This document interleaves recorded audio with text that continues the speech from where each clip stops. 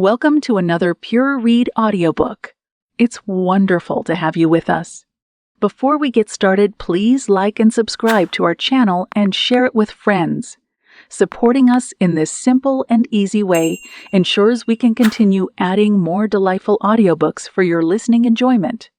The following story is copyrighted PureRead Limited, the home of books you can trust. Now, sit back, relax, and enjoy. Joshua and Beth, Western Historical Romance by Emma Morgan. Chapter 1.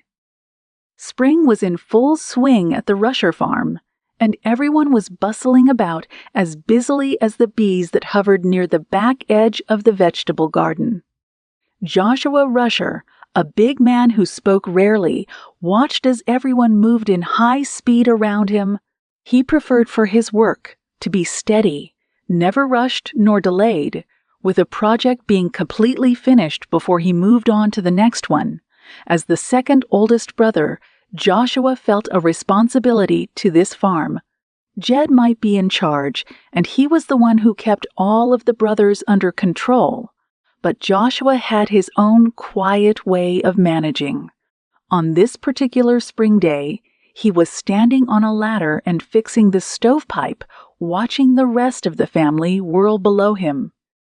Abby, Jed's new wife, was growing rounder by the day as the child within her grew, and she spent every spare moment scrubbing the corners of the floor and washing laundry that was already clean. Jed had said she was nesting, whatever that meant, and he was amused by it. Joshua didn't quite understand, but he was content to let Abby do whatever she needed. She was a good woman and had made a huge difference in their lives in the few months since she had come to live with them. No, John, really. A regular baby cradle is just fine, Abby insisted as she dunked a cleaning rag back into a bucket of soapy water, wrung it out, and continued wiping down the walls. Joshua could not see why the walls needed to be cleaned, and if he had been a gambling man, he would have bet that Abby had cleaned the same wall at least 3 times in less than a month. But I can make it so much better, John insisted. An engineer at heart, the third brother in line couldn't resist making changes. He was constantly inventing gadgets or improving the ones they already had. It was his ingenuity that was responsible for the better fences around the Rusher farm, as well as the solid roof that was currently over their heads. Jed was happy to excuse him from regular farm chores, as long as he was working to make them easier. I really think I can make a device that will rock the cradle for you. That way you can be cooking dinner while the baby is sleeping soundly. It will be a big time saver. Abby sloshed the rag back down into the bucket and shook her head impatiently. Joshua noted the line across her forehead that had made itself more present over the last month. The pregnancy was stressful for her, but she was trying not to let it show. I'll be perfectly content to rock the cradle with my foot while I sew. I appreciate what you're trying to do, and I'll certainly have some trouble getting everything done around her by myself once the baby comes. But if you really want to help, then maybe you could offer to do some of the cooking. At the derisive look on her brother-in-law's face, Abby said, or you could change diapers. He held up his hands in surrender and took several steps backwards. Okay, I'll cook. I'm sure I can manage a meal or two. How efficient is that stove anyway? He headed toward the kitchen, muttering under his breath about insulation and heat intensity. Don't you ruin my stove, John, Abby called after him. Just then, Jed and Josiah came through the front door. They had just returned from town, and their arms were laden with everything Abby had asked them to get in order to prepare for the baby. Jed set down his armful of parcels on the sofa, and several of them tumbled to the floor. I think that should be just about everything, he said, running his hands through his curly hair. I had no idea a baby required so much. Joshua did his best to ignore the scene that was unfolding underneath him. His brother and Abby had been talking about the baby from the moment they knew it was coming, and it was none of his business. It was something between the two of them, even though there would be no doubt that it would affect the rest of the brothers in some form or fashion. He scowled at the pieces of the stovepipe instead, concentrating on getting them fitted back together properly. They didn't need any smoke to leak out into the room or for rain to drip down and hit the stove. Joshua had a job to do. Abby abandoned her washing and scurried over to the packages. "Did you get that extra thick cotton I asked for? It should be perfect for making diapers." "Yes, dear. It's right here." Jed patiently handed her a bolt of cloth. "What about the chocolate?" she asked eagerly, sifting through the parcels. Her husband shrugged. "I got it, but I can't quite understand what a baby needs chocolate for." His mother needs it, as a matter of fact. And some oranges would be wonderful. She positively glowed as she spoke of the food. Jed scratched his head. "Well, honey, you didn't say anything about that. I would have gotten you some if I had known." Abby looked disappointed, and she absent-mindedly rubbed a hand over her round belly. "That's quite all right. Did you get the rattles, though? And the lace edging for the christening gown and bonnets? Is all of that really necessary right now?" Jed asked, struggling to get all the items back onto the sofa until they could be put away properly. "The baby isn't even here yet."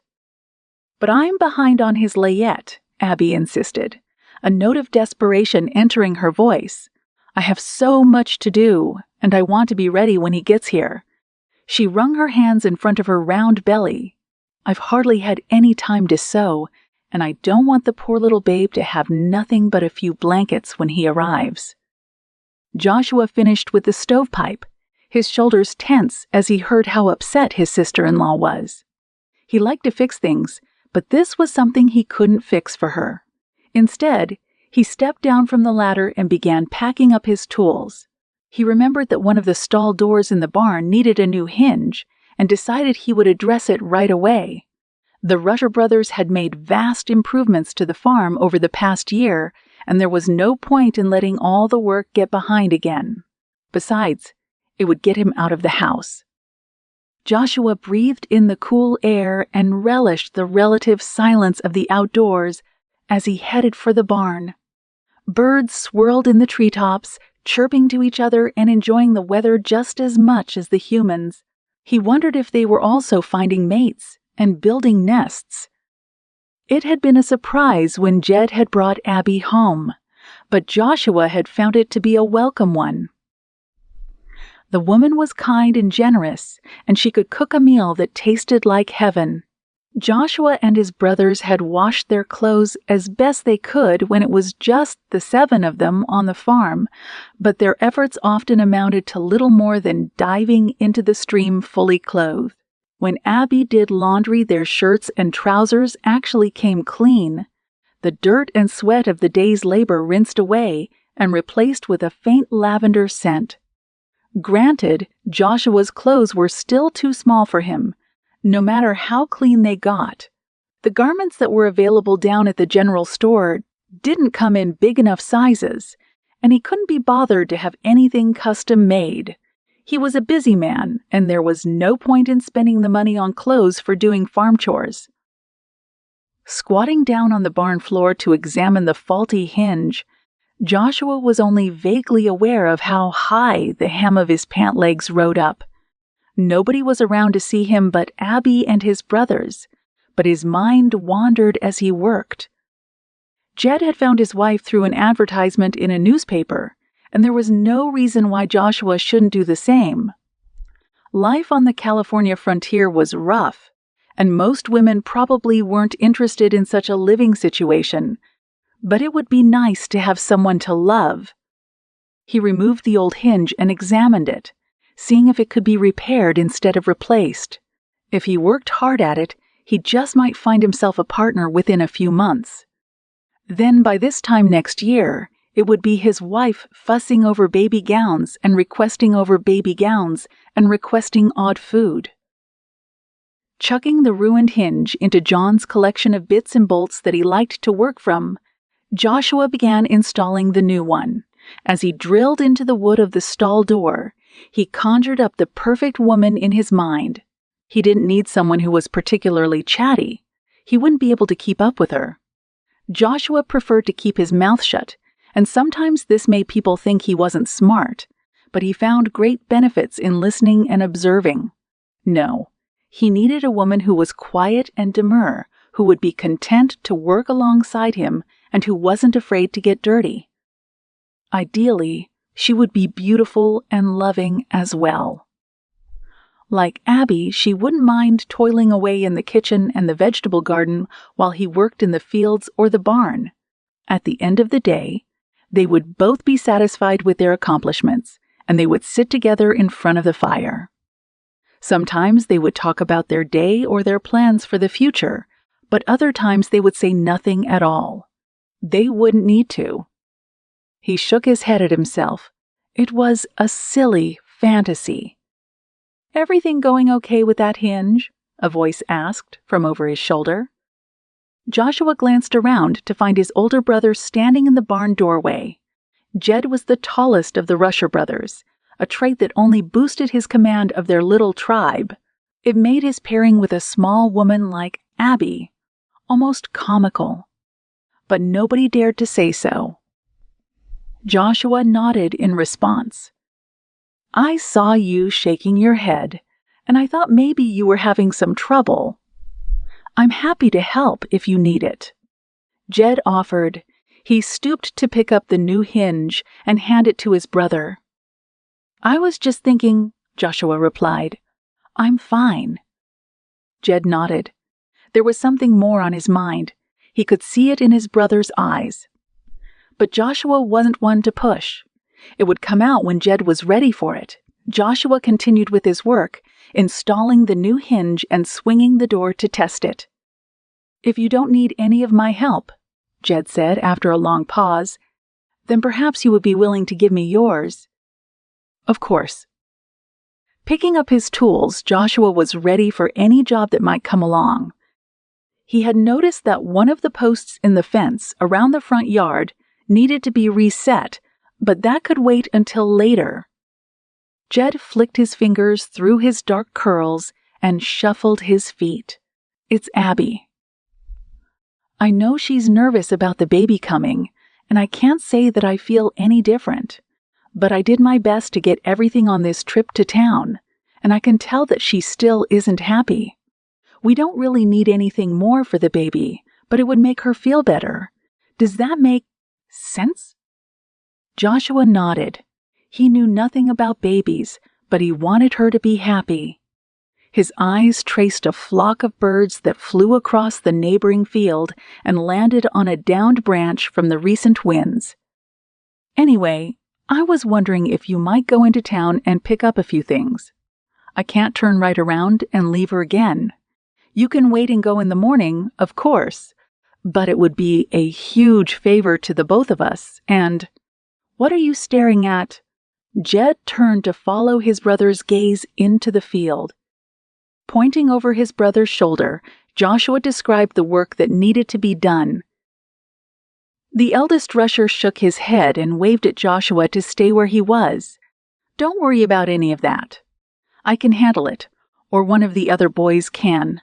What do you say? Will you go to town for me?" Jed's eyes were pleading, and it was an expression that Joshua had rarely seen.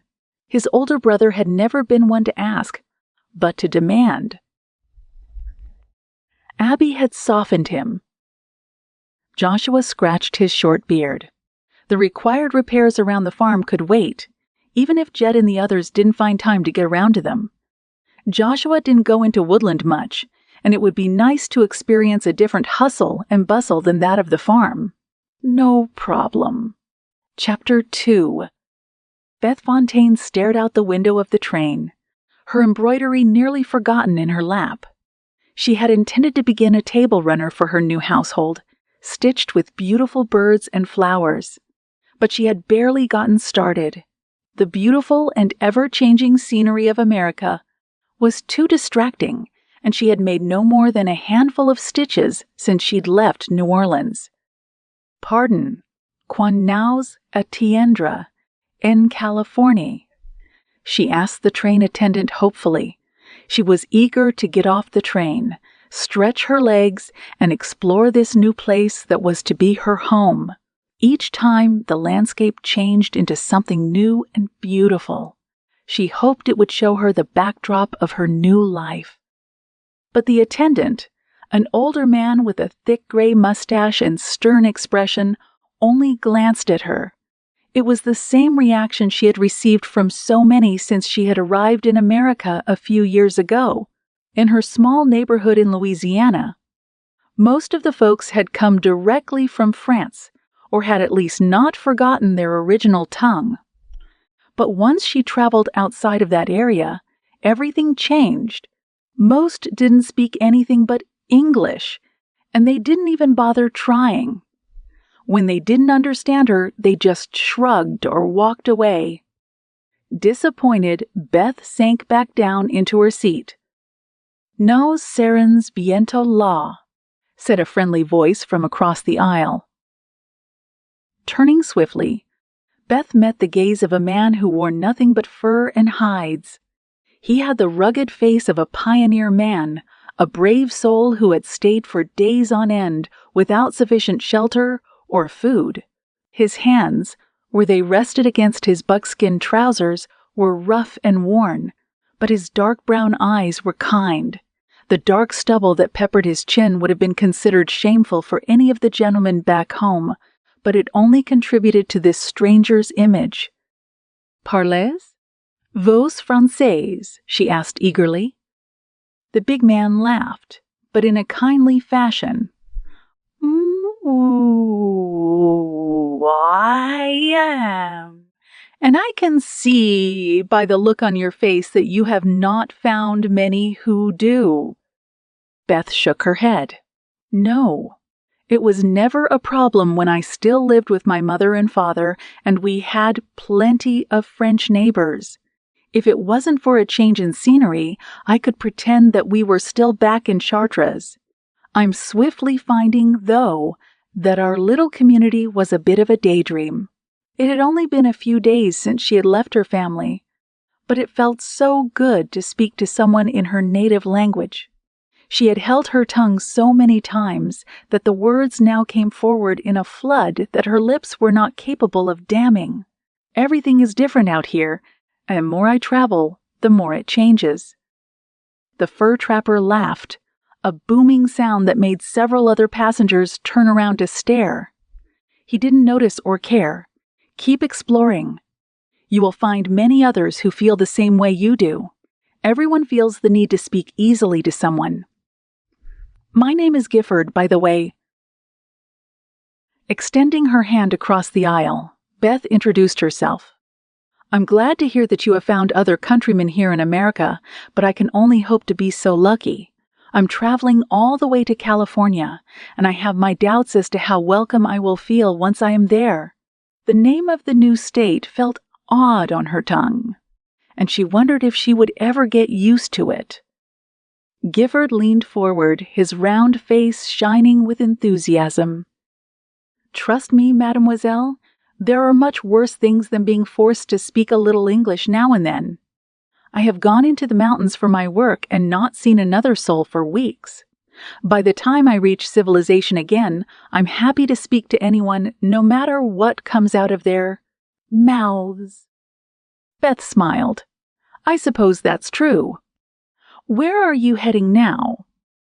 It did seem strange to find a man like him on a train. The trapper gestured behind them. "I went back east to visit some family, but I'm ready to dive back into my work now. My partner has been making a killing while I've been gone, and I need to come back to assist him." "What about you, ma Feifel? Why do you travel so far?" The words that her father had spoken still rang like church bells in her ears, full of promise and fear. He had called her into the parlor on that fateful day, and she had known before he even spoke that her life was about to change. I am to be married to a man who runs a logging empire. It will unite our families, and my father promises that it will be a good match. I will never need for anything, and I will always have the finest gowns. Even as she spoke the words, they sounded hollow against her ears.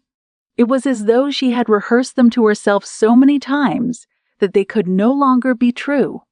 The idea of the marriage arrangement was nothing more than a theatrical performance, and she was the lead actress. She did not mention the part about the large sum of money that had been sent west to her intended, from her father. That would make it seem too real. Gifford nodded vigorously. Ah, that sounds like a very fortunate match for you. Tell me, who is this lucky young man? Beth summoned up every bit of information her father had given her. At first, Monsieur Fontaine had been reluctant to divulge any details about his future son-in-law. He was the kind of man who gave orders and expected them to be followed without question. But a look from Beth's mother had changed his mind. His name is Joshua Rafford, Beth explained to her companion. She took in a breath to go on, but she realized there was little else to tell. Even her father had only met the young Meister. Rafford once, and he had been far more focused on his finances and business strategy than his looks or personality. I'm afraid I've never met him before. So many times in the intervening weeks, she had silently cursed her father for selling her off to the highest bidder. It seemed old-fashioned or even barbaric, and she wanted more than a business partner in life. It was all well and good to be taken care of, to have plenty of food on the table and a wealth of fancy gowns in her wardrobe. But where was the romance? She wanted a man who would take care of her, not because he felt obligated or had made promises to her father, but because he wanted to. The romance novels she had snuck up to her room had once given her hope that such men existed and that one of them was out there waiting for her somewhere. He would sweep her off her feet and spoil her far more than her father's money ever had. But there was no point in trying to change her father's mind or explain to him that things could go otherwise. Monsieur Fontaine did not condone romance novels, and he certainly wouldn't want Beth to make up her own mind about who to marry. Gifford nodded wisely. Yes, I have heard of such things. Marriage is very important here in America, perhaps just as important as it is to the aristocrats back in France. Men need wives to take care of them while they make their fortune. Women need roofs over their heads, and they never seem to be near each other. You are not the first person I have heard of who is traveling a great distance to meet her future partner. She had a feeling that the trapper was doing his best to be kind, but the sentiment did not make Beth feel much better. She imagined an entire train car of potential brides being shipped overland like cattle to be distributed to their waiting owners when they reached the other side of the country. Still, she searched for a ray of hope. And how do you think they fare, all these wives and husbands who have journeys instead of honeymoons? Does the effort make their marriages happier? The big man shrugged. As to that, I cannot say, but it will make my heart happy to imagine that the young man waiting for you in California is your true love. His smile was wide and generous. Beth blushed at the thought. It was the most daring dream to have, that she and this man whom she had never met might fall in love. It would take time. Even she knew that these things didn't happen in an instant, but it was far more likely that she and her new husband would learn to simply get along and to run his logging business successfully. If she was being sold off for money, then she couldn't aspire for more than that. Just remember, Gifford continued, that the French have helped to explore and settle this land for hundreds of years. We have founded great cities and helped to make America what it is today. There is room for all kinds of explorers, no matter where they are from, and that includes you." He leaned so far forward that he was nearly in the aisle, eager for Beth to understand his message. "I don't know that I'm an explorer," she protested. But Gifford bobbed his head insistently, and his smile was so warm that Beth could almost feel it. "Yes, mademoiselle, you are. You will go to California, and you will meet your husband, and you will find a part of America that nobody else has experienced before." "That I can promise you." Beth leaned back against the seat, hoping that her new friend was correct. Everyone spoke of America as a land of infinite possibilities, where anything could happen and any dream could be achieved if you only worked hard enough. But she wasn't sure what her dreams were anymore. Everything would be determined by her new husband, and she could only hope that he was generous enough to give her a good life. She wished, not for the first time, that she had insisted on seeing a portrait of Joshua Rafford before she left her family. At least then she would have an idea what she was heading towards. It would have made no difference as to whether or not she got on the train. She had no choice in the matter, but it didn't seem unreasonable to wonder. Was her new groom a strong, burly man of the frontier like Gifford? Or was he a businessman with soft hands and sharp eyes, constantly looking for the next financial move? Only time would tell. Chapter 3. The ride into Woodland had been pleasant enough, but Joshua felt a flush of embarrassment as he stood at the front counter of the general store. Monroe had known the Rusher boys ever since they had come to town, and he had always been happy to help. But there was something about buying baby rattles and lengths of lace that didn't sit right with the big man. Nobody else was in the shop at the moment, and yet he felt as though he was being watched. Joshua examined the bit of delicate ribbon that the clerk displayed between his long fingers. Apparently, there were different kinds of lace, and neither Jed nor Abby had told him which one was the right one. "Yes, that should do," he murmured. If his sister-in-law wasn't happy, then he would just come back to town later and buy more. A second trip to the store would waste a lot of time and keep him from his work on the farm, but it would be easier than standing at the front of the building and comparing dainty bits of trim. "How many yards do you need?" Monroe asked. Joshua felt his eyebrows lower as he thought. It was a look that Abby had tried to train out of him over the last few months, but his face seemed naturally to fall into a scowl. "I don't know." The clerk smiled mischievously. "Well, you'll need a few yards if you're making a new shirt for yourself, and even more if you need trousers to match." "Just give me the whole roll," Joshua growled. Jed was going to owe him after this one. "That's quite a bit of lace," Monroe said, but he packaged it up anyway. "If Abby doesn't need all of it, tell her I'll be happy to buy back the extra. Although, if she's anything like other women, she'll make far more clothes than the little one will likely need. Is everything going well up there on the hill?" Joshua nodded, grateful that the store clerk knew the real reason he was buying such silly items. "Good, good," the clerk replied with a bob of his head, used to the big man's quiet behavior. "I think about those two a lot, you know." Jed was mighty lucky in finding himself a woman, especially around these parts.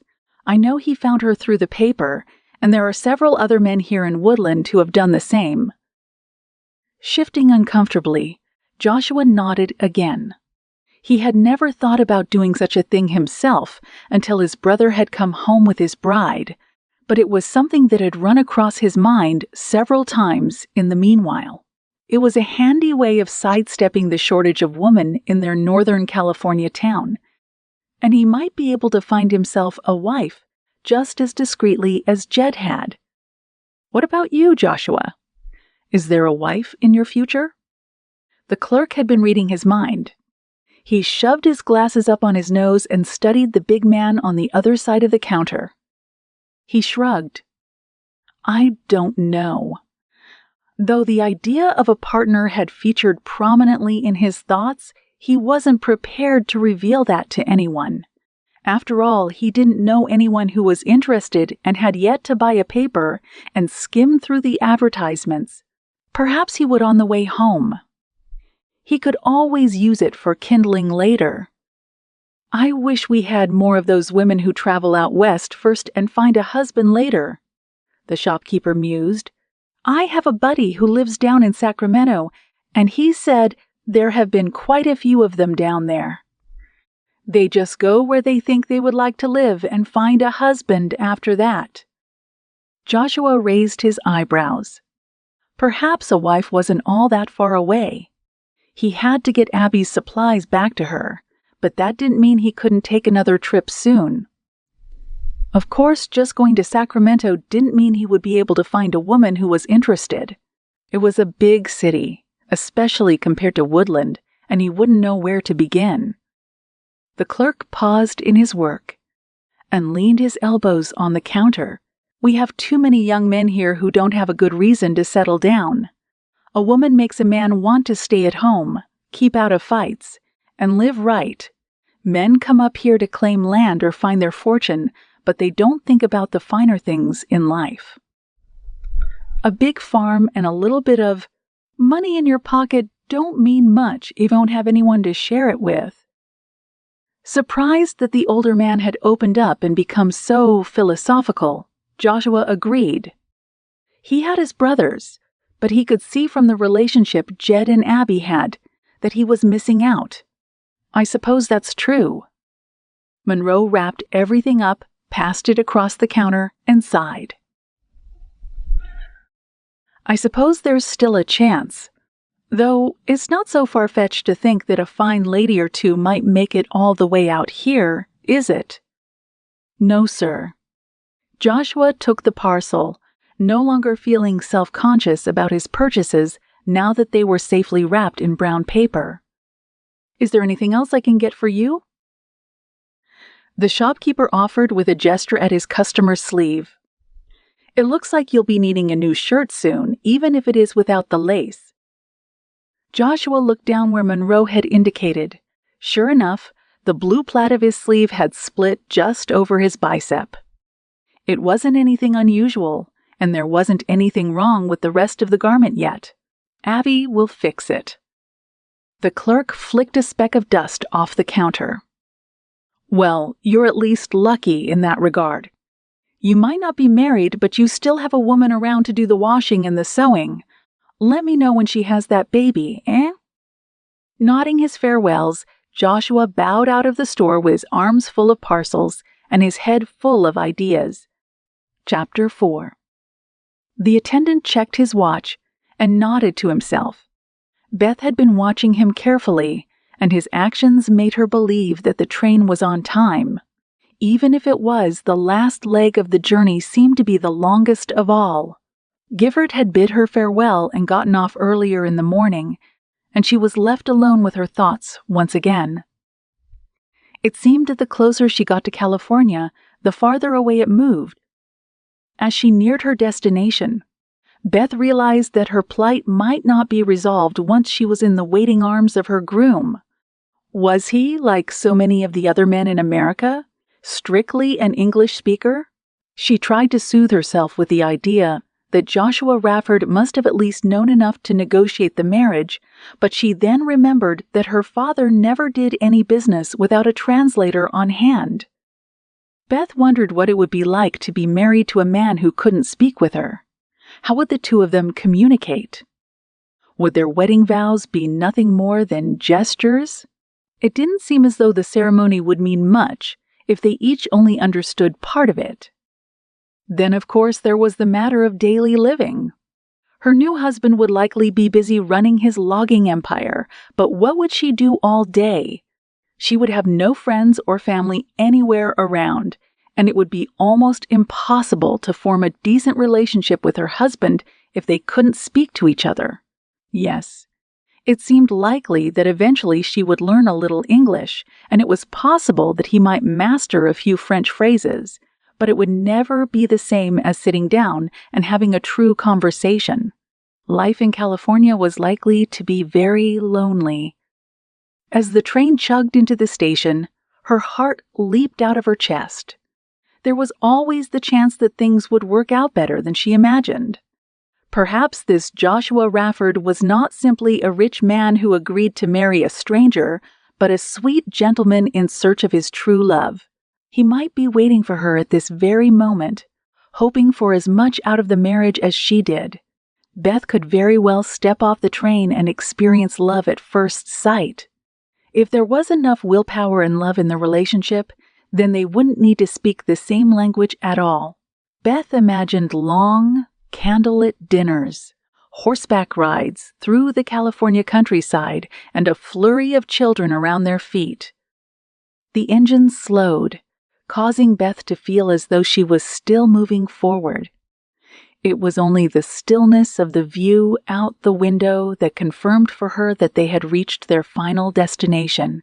With a jolt of excitement, she realized she had been looking at this the wrong way the entire time. There was no reason to feel sorry for herself. So what if her marriage was founded on money and business transactions? She would never be a lonely old spinster like her Aunt Lucienne. A man was here waiting for her, a man who was willing to spend his whole life with her, even though he didn't know her, and that had to mean something? With a thrill she hadn't experienced since she was a little girl, Beth bounced lightly down from the train. Unlike the big, busy platforms she had seen elsewhere, this one was small and placid. A man in a servant's outfit lounged lazily against the side of the ticket office. A woman and her 2 children greeted the man who had disembarked just after Beth, and they covered him with hugs and kisses. 2 older women hugged each other warmly and strolled off down the street. Beth hadn't imagined she would have such a difficult time finding her husband-to-be, but there was nobody in sight who seemed to be looking for her. Her newfound hope fizzling slightly, she approached the platform attendant. Je suis à la recherche, pardon. I'm looking for... Joshua, her lips felt thick as she spoke, keeping the words from coming out properly. The attendant, flustered and confused, looked down at her with furrowed eyebrows. I'm sorry. I didn't quite catch that. What can I help you with? Pressing her lips together, Beth searched her mind for the correct words. She wished that her parents had paid for an English tutor before they had sent her out into the world. French might be the language of choice in Europe, but it didn't help her much here. She only had a few words and phrases that she had picked up while listening to her father and his translator. This stranger on the platform couldn't help her if he didn't know how. Joshua. Rafford. She stumbled over the last name. It felt clunky and awkward in her mouth, and a wave of panic rushed over her as she realized she could barely pronounce the name that would shortly be her own. Oh, yes. Okay. The attendant scanned the platform, which was almost empty by now. Beth looked with him, hoping that the 2 of them together would find someone that she had managed to miss in her excitement. It didn't help that she had no idea what her groom looked like, but when the attendant shook his head, she knew that something had gone wrong. Perhaps her groom had forgotten the arrival time of his bride, or he'd had trouble on the road. With a tightening of her throat, she realized that he could have even decided not to come at all. A foreign bride might be a burden on a young up. And coming man trying to make his way in the West, there could be a woman already in California that he was more interested in marrying, and Beth would have to find her way back to Louisiana in shame. She didn't know how she would explain things to her father, who would no doubt be furious. But the attendant suddenly pointed across the road. That's him, right over there. You said Joshua, right? All of the young bride's hopes came flooding back to her. When she saw the young man the attendant indicated, He was huge, nearly brushing his head against the top of the doorframe as he exited the general store. With his dark hair, short beard, and work clothes, he looked every bit the part of a hard-working man who ran a lumber mill. Beth's fear of him not coming had been completely unfounded. He'd simply stepped into the store to pick up a few things while he waited. It was a small thing, but it sent a thrill up her spine. "Mercy!" She shouted to the attendant as she hoisted her skirts and skittered across the road. A shout came from the driver of a wagon that nearly hit her, but she was too excited to care. "Monsieur." "Je suis. Pardon." He blinked and nodded. "Bon. I am to marry you." It wasn't the greeting she had envisioned, with her stepping down from the train and falling into his arms. But she would take what she could get. At least he was here. That was the most important thing. The man waiting in front of the general store looked surprised to see her, and he opened and closed his mouth like a fish out of water. The parcels were no challenge for his strong arms, but he shifted them uncomfortably as he freed up a hand to take hers. Like a proper gentleman, he bowed over her hand. "It's very nice to meet you." Many men, young and old, had bowed over her hand both in France and in Louisiana, but it had never affected her quite as much as it did to have Joshua do so. He was not an elegant gentleman in fancy dress, but a rugged man of the wilderness, and the gesture seemed all the more tender coming from him. Beth giggled, touching her mouth with a gloved hand. "Vous êtes très beau." Not knowing how to tell him in his own language how handsome he was, Beth felt the need to do so anyway. Using his free hand to scratch his beard, Joshua looked down at her with questions in his eyes. "Now what's this about marrying? I wasn't aware of any weddings in town today." He scanned the town around them, watching folks as they walked down the street and came in and out of the general store. There was something about his eyes that Beth found entrancing. It was as though he could see right through walls, and even though he said nothing, she could tell that he was incredibly aware of his surroundings. Whatever else he had said, she did understand the most important word. Wedding. Wedding today. When Monsieur Fontaine had made the arrangements for her to come to California, he hadn't mentioned when or where the wedding would take place. It was too far for her parents to travel, and Beth had told herself that this was much of the reason. If her friends and family weren't going to be there, then it didn't really matter where or when they got married. It was up to her future husband. The big man gaped again, as though he was trying to decide what he wanted to do. "Oh, you mean you and I."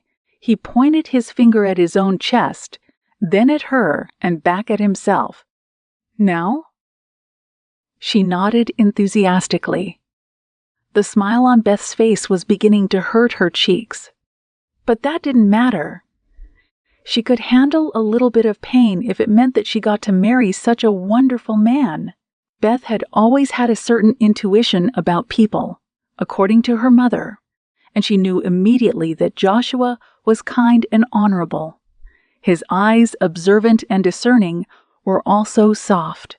Yes, her father had sold her off to someone whom he felt would create a substantial business connection between their two families. But that didn't mean things wouldn't work out. She wished she had thought to ask Gifford for his address so that she could tell him just how right he was. Joshua shrugged. "Well, okay." He looked slightly uncomfortable as he walked a few steps to his wagon and loaded up the goods he had purchased. Pointing down the street, he looked back at her over his shoulder. "The chapel is right down there." Beth knew of no better way to express her excitement for their upcoming nuptials than to show him. She stepped forward and crooked her arm through his elbow, looking up at him. It was a long way, since he was so tall and she loved how dainty he made her feel. His cheeks flushed, but he nodded and walked slowly down the street, taking care to make sure Beth could keep up with him. Joshua kept his gaze focused on the small church. It wasn't a long distance, but Beth took the moment to fully examine her groom. The broad shoulders and rough hands, which she had noted right away, suggested that he did not just stand around as the head of a company. He jumped in and helped run it.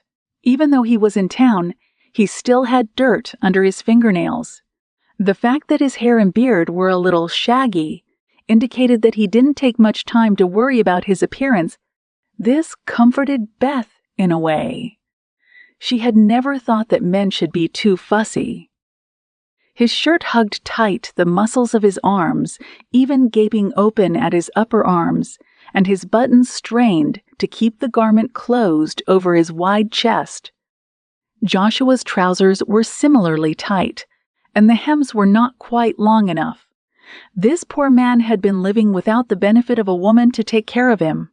Well, Beth would take care of that in short order. As they approached the church, Beth waited patiently while Joshua negotiated everything necessary with the pastor. Ignoring their rapid words, which made no sense to her, she took a moment to breathe in the fresh air and enjoy the sun on her back. Louisiana had been a pleasant place to live in many ways, but the humidity and the overpopulation had caused bad smells to linger in the air when the weather was hot and still. Her community, though full of people she knew and could talk to, was small and cramped.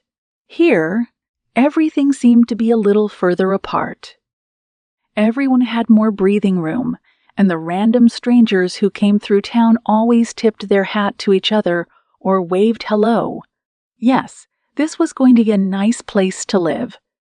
Joshua tapped her shoulder, and she turned back around to see that the clergyman was speaking to her. "Are you ready, Mom?" Uncertain if she was replying correctly or not, Beth nodded. The two men escorted her into the church, and as she stepped across the threshold, she knew her life was just beginning. Chapter 5. When Joshua stepped out of the general store, his arms full of random items that Abby wanted, he had been about to head toward the print shop to pick up a paper. His conversation with Monroe had left him with an unsettled feeling, as though he could not rest until he took action. He was a man who fixed things, who saw problems and solved them, so it was not in his nature to stand idly by if something could be done. Wanting a wife wasn't necessarily a problem, but it was definitely something he wanted to change.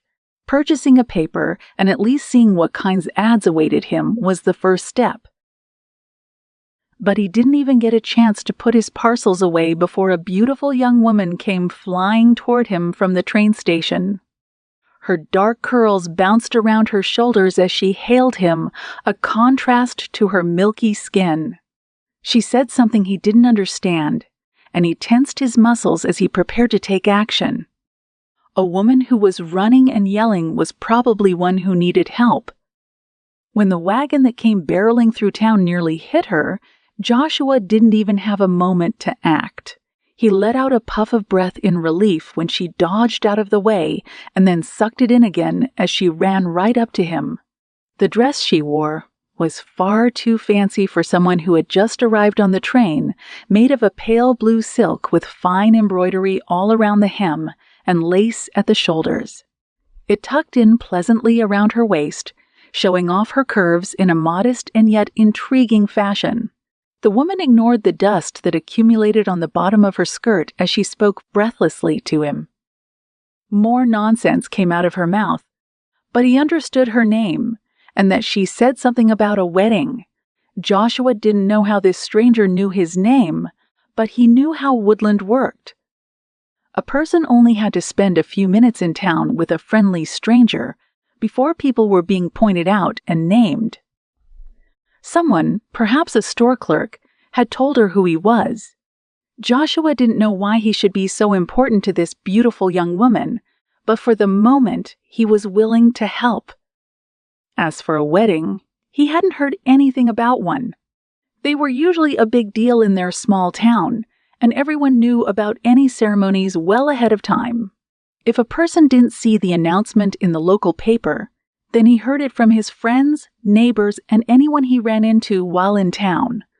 But nothing had been said, and the church bells weren't ringing. It was then that he understood that the woman wanted him to be involved in the wedding as her groom. He felt the air entering and exiting his lungs, suddenly heavy, as he struggled to understand why such a woman would just run up to him and ask him such a thing. He glanced around for one of his brothers, wondering if perhaps it was a joke. One of them had somehow found out that he desired a wife, and they had paid this gorgeous woman to play a trick on him. But everything was calm and normal in the town, and there were no rushers peeking out from behind the doors of the saloon and laughing. With a quick look toward the heavens, Joshua realized that God must have heard his silent prayers. He'd never expected any help, and certainly not for it to come so quickly and so directly, but he wasn't going to turn it away either. It was the only explanation that made at least a little bit of sense. He couldn't have asked for a prettier bride. It was a cool day, but he felt a few beads of sweat accumulate between his shoulder blades as he accompanied Beth to the chapel. What would his brothers say, especially Jed, when he came home with a strange woman on his arm? And where would he and this lovely girl live? Who was this person, anyway? He knew absolutely nothing about her but her name and the fact that she barely spoke English. Somehow, it was enough to make his feet carry on toward the church. As they neared the small building, he cast off the last of his doubts. Jed couldn't say a word to him for getting married suddenly, since he had done the same thing. Granted, Jed and Abby had at least had the opportunity to write to each other before they met, and that was more than what he had with Beth. But it wasn't the same as courting for a year before getting engaged for another 12 months. Besides, he was 28 years old, and he was more than capable of making decisions for himself without anyone's approval. And there was plenty of room on the Rusher farm. Joshua would find a place for the two of them. That was the kind of thing he couldn't let stand in the way of his future happiness. As for his wife, he knew from speaking to other men that women weren't often the same once they were married anyway. Perhaps it was best that they didn't know each other beforehand, so they couldn't let each other down. Their language barrier might prove to be a problem, but it was one they would just have to deal with. After all, they had managed to introduce themselves and decide to get married without more than a few words. Jed and Abby talked constantly, but Joshua thought that might be a little exhausting. Surely that much conversation wasn't necessary just to get through day-to-day life. The girl on his arm didn't seem fazed at all as he escorted her down the aisle. Her big brown eyes took in her surroundings with an innocent pleasure, as though she had simply expected to get off the train and immediately marry someone. She had not said anything to him about fetching her trunks from the train station, though he knew that would need to be done. Or where they would live. Beth was calm and collected, trusting him to take care of everything. Somehow, she knew that he was the kind of man to take care of things, without even asking him. His eyebrows lowered in thought, but at a curious glance from the pastor, he purposely raised them again. Even though he had convinced himself that he was doing the right thing, Joshua couldn't remember ever feeling so scared in a church. The clergyman might as well have been speaking French as well, because everything he said hit the groom's ears as nothing more than gibberish. He thought he said the right words at the right time, but he was so consumed by everything that must be done now that he was married that he couldn't be entirely sure. The nod from the pastor and the smile from his new wife indicated that at least he hadn't made too many mistakes. Somewhat numbly, Joshua left the church with the new Mrs. Rusher on his arm and led her toward the wagon. He hoisted her up onto the bench seat, feeling self-conscious about gripping her around the waist, even though the law said that he now had that right. By holding up one finger, he asked her to wait there for him while he fetched her trunks from the train station. "Did the young lady find you, sir?" the attendant asked him as he hefted one of the heavy steamers. "She asked for you by name, I think, but I couldn't tell what else she was saying." Joshua looked up at the man in uniform, whom he recognized as Johnny Vinson. "She did?" Johnny smiled, a goofy look on his young face. He was still just a teenager, and he often stuck his nose where it didn't belong. "You mind me asking who she was, or what she wanted?" "I don't think I've seen a girl like that around here before." The big man lifted the trunk and looked at the attendant a moment before responding. He thought about asking the attendant why Beth was looking for him specifically, and if he knew anything about her. But however it had happened, it seemed like it had been fate. Deciding not to question destiny and that there was nothing wrong with being honest, he shrugged and said, "I just married her," leaving the young man to gape on the platform. Joshua brought the trunks to the wagon and headed for home. Chapter 6. Beth was pleased to see that her husband thought to take care of her luggage.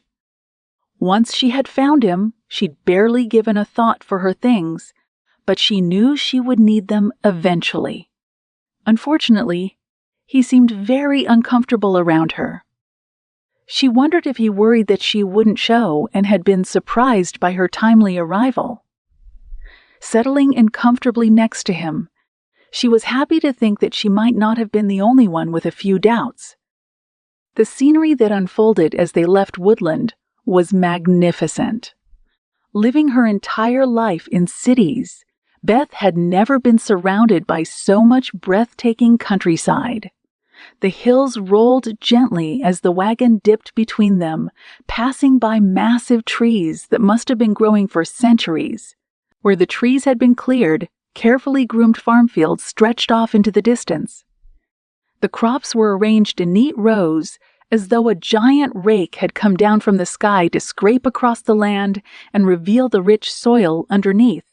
Every now and then, she would see a farmer out checking his crops or working the fields, a minuscule shape against the vast landscape. Monsieur Fontaine had explained that Joshua owned a large logging business. While Beth didn't find the idea of that very entertaining, she was happy to know that her husband couldn't talk her ear off about cutting down trees and making boards out of them. She did wonder just how far out into the country he lived and how they managed to get all of the wood products back to civilization, but those answers would have to wait for a while.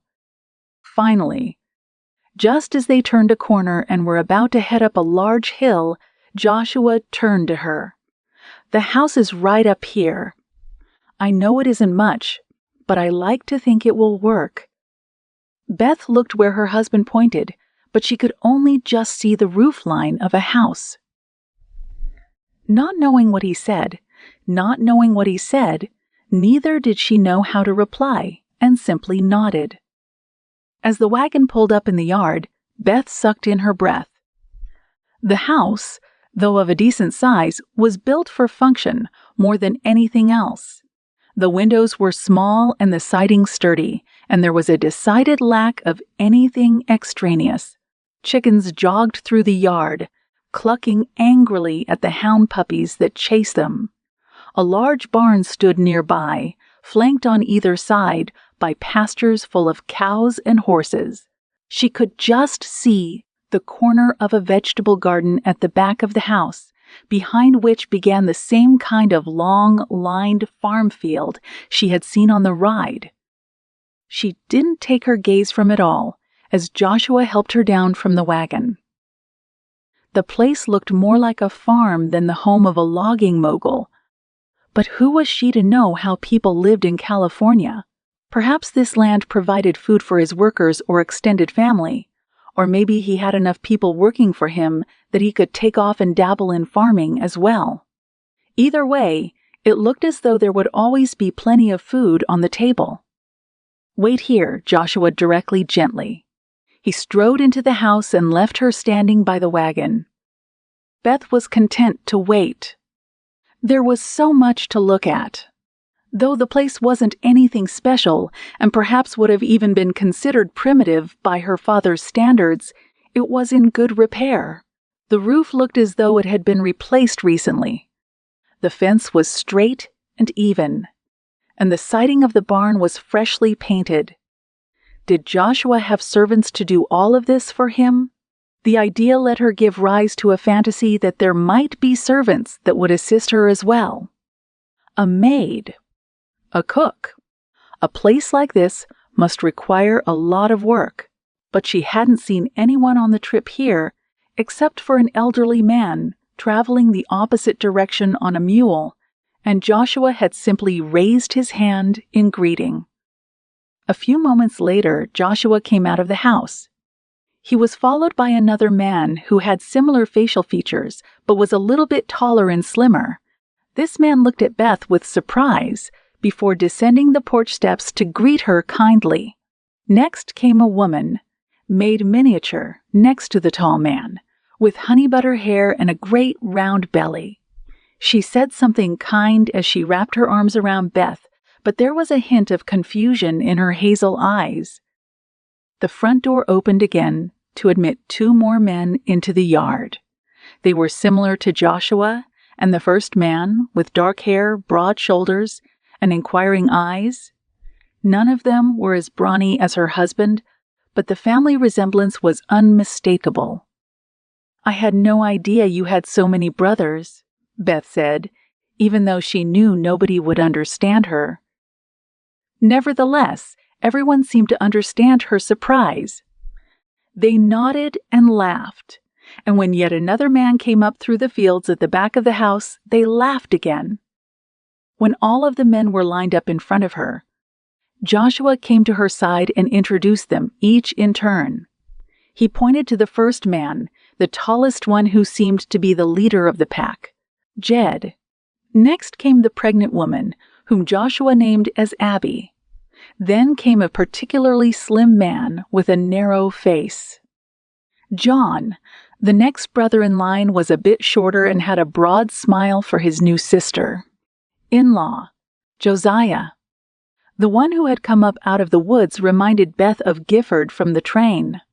He had not opted for the denim and flannel of his brethren, but fur and buckskin, and he carried a brace of rabbits at his belt. Though he also looked like his siblings, he was the only one to have red hair. The other John. Beth had never heard of such a name, but she silently vowed to do her best to remember it and all the others. Everyone seemed just as surprised to see her as Joshua had been when she had found him outside the general store, making Beth wonder how much discussion there had been with the rest of the family about the wedding. Slightly overwhelmed by the number of people, but glad to see that they all seemed friendly, the new bride was eager to meet everyone else. Monsieur Fontaine had mentioned the marriage negotiations with Joshua's father. She turned to her husband. Père, Mir. She put her finger to her lip as she sought a word that her spouse might understand. Papa? The big man lifted his chin, and his eyes darted out to the horizon. He swallowed, his Adam's apple bobbing visibly, and then shook his head. They are no longer with us. Beth pressed her lips together, wondering how to interpret this. The rest of the family was watching them closely, making her all the more aware of how awkward their situation was. Maybe it was more important to be able to communicate than she had previously thought. If she and Joshua had been able to have a discussion on the way to the house, she might already have known what to expect. It wouldn't have been a shock to find so many siblings and the lack of parents. Mort? He considered this and then nodded. Her heart sank down into her shoes. She wanted desperately to know what had happened. Her father had worked out the marriage arrangement with Joshua's father only a month ago, and so something drastic must have occurred in the meantime. She felt terrible to have arrived in the midst of what was likely a chaotic time for the new family. There was little she could say or do to make it better. Vos avis ma, sympathy. Joshua waved off her concern, and Abby came forth to wrap her arm around Beth once again. I'm so happy to have you here. I'm sure this is all very different from what you're used to, but it's quite pleasant once you get used to it. How far have you come? Beth looked at her and smiled. Yes, this was going to be difficult. Je parle très peu l'anglais, she replied, holding her thumb and finger very close together to demonstrate just how little English she spoke. The woman nodded her understanding and glanced at Joshua. I see. That's all right. We'll figure it out. Why don't you come into the house with me, and you can have a chance to refresh yourself after your trip? She pointed toward the door of the house and raised her eyebrows, hoping that the newcomer understood her gist. Eager to see the inside of the house, Beth followed her. She could hear the rumbling of the men behind her as they spoke in low tones. The front door opened up into the living room, with the kitchen door off to the right and the dining area nearby. The house had been built with an open floor plan, with few divisions between the rooms except those its occupants had created with furniture. A set of stairs led up to a loft area, and a short hallway off to the left must have housed some bedrooms. The construction of the home was sturdy and purposeful, just like the outside, but everything was clean and neat. It might not have been a grand palace or even a fancy home, but it would certainly provide ample shelter. Ma, Sham? Beth asked, anxious to see where she would be able to put her things. She realized suddenly that if she and Joshua, the tall man, and Abby, and all of the other brothers lived here, then it was going to be quite crowded. When Abby furrowed her brow, Beth folded her hands against her cheek and tipped her head over to hint at sleep. Abby raised her eyebrows and glanced around, an expression similar to the one Joshua had worn when Beth had asked him about his parents. She put her finger to her lips and then glanced toward the door. The bride could only guess that her hostess had understood the question, but did not know the answer to it. The idea that her husband had not made any provisions for her didn't sit well with her. Why wouldn't he have made sure they had a place to stay? But that wasn't this woman's fault, and Beth didn't want to be rude. She waved her hand in the air to let Abby know that it didn't matter. Suddenly, Abby put her finger in the air. She had an idea. I'll let you freshen up in my bedroom, and I'll discuss things with the men. The pregnant woman led Beth down the hallway and led her into a room that was clearly the master chamber of the home. There was a large bed, a dresser with a mirror and bouquet of flowers, and a large wardrobe. I'll be right back, Abby promised. Beth smiled uncertainly and sat in front of the mirror to straighten her hair. She couldn't help but speculate what her new family was saying. Did they like her? Were they disturbed that their newest relative spoke only a handful of words in their own language? Did they feel happy for Joshua? Or were they disappointed in his new bride? No, she told herself as she tucked a few stray hairs behind her ear and pinned them back into place. She couldn't think like that. Beth had no way of knowing their thoughts for quite some time, at least not until they all figured out a way to speak to each other. In the meantime, she once again needed to put her doubts aside and carry forward. Chapter 7. Joshua's stomach had clenched when he went into the house to announce his new bride. At first, nobody had much to say, staring at him in awe as they listened. Once they understood that there really was a new member of the family outside, they were too eager to meet her to ask any questions. But now, as the men watched the women walk toward the house, there was an eruption of low conversation. "Where did she come from?" Josiah asked, staring in awe at the front door even after it had closed. John shook his head. "Of all of us, Joshua, I wouldn't have pegged you as the next one to get married." Joshua glared at his brother. "And just why not?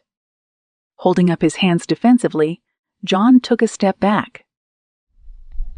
"I didn't mean anything by it. It's just that you never mentioned anything about wanting to get married." "I think I'll head back into the woods," the other John said quietly. "We'll need a little more meat for dinner if we have an extra person." He melted back into the foliage just as quickly as he had come out of it. Joshua watched him go, knowing that he would be eager to get away from the turmoil the outsider had caused. "Where are the two of you going to stay?" John asked, pinching his chin between his thumb and finger as he thought. "The loft space works just fine for us, but it isn't much of a place for a man and wife." The third brother was a lot like Joshua in many ways, always looking for a way to solve whatever problem came up. Unlike Joshua, he was more concerned about difficulties whose solutions involved engineering and physics instead of a hammer and nails. I hadn't thought about that," the new groom admitted shyly. The entire thing had been a complete whim, and he didn't even know where they would live. The big house was out of the question. What must Beth think of him now that she probably knew how unprepared he was? He shook his head at himself, realizing that she couldn't have expected him to be ready when they hadn't known they would be getting married until a few minutes before the wedding. Jed had remained rather quiet, looking back and forth between the house and Joshua. "What about the cabins?" Joshua suggested. Several of them had been built to house tenants and farm workers, but they hadn't been filled yet. Occasionally, Jonathan stayed in the furthest one on his hunting trips, but otherwise the Rushers hadn't had a chance to expand their farm in this manner. That could work. At least for now, John agreed. "They aren't furnished yet, but I'm sure we can piece some things together." Joshua nodded, thinking, and was finally starting to feel that things were going to be all right. Coming home had made his sudden marriage seem much more real, but now he and his wife would have a new place to stay. It wouldn't be anything grand, and they would need to build a proper home eventually, but it would do for now. "We'll take the one on the hill." "Great. Go ahead and take Beth's things out there. I'll see what I might have in the barn that we can use, and I'll meet you there. Josiah, I'll need your help with some of the lifting." John and Josiah took off toward the barn. Joshua hopped back in the wagon and guided it around behind the barn, next to a field of beans, and up a hill to a small cabin. When the Rushers had been building it, this one had been Joshua's favorite. It provided a beautiful view of the surrounding trees and farmland as well as the sunsets, and it was solitary without being lonesome. After sweeping out a corner, he began stacking Beth's trunks inside. He wished he knew what Beth expected of him. Would she think this cabin was quaint and cozy or remote and small? Would she be happy to make this her new temporary home, or would she be upset that they didn't have anything better? He stepped back out the door to grab the last trunk, deciding that there was nothing to be done about the situation anyway. Joshua just had to hope that his new wife wasn't too demanding. Jed was coming up the hill, his strides long and calculated. His countenance clouded. "I need to talk to you," he said as he approached.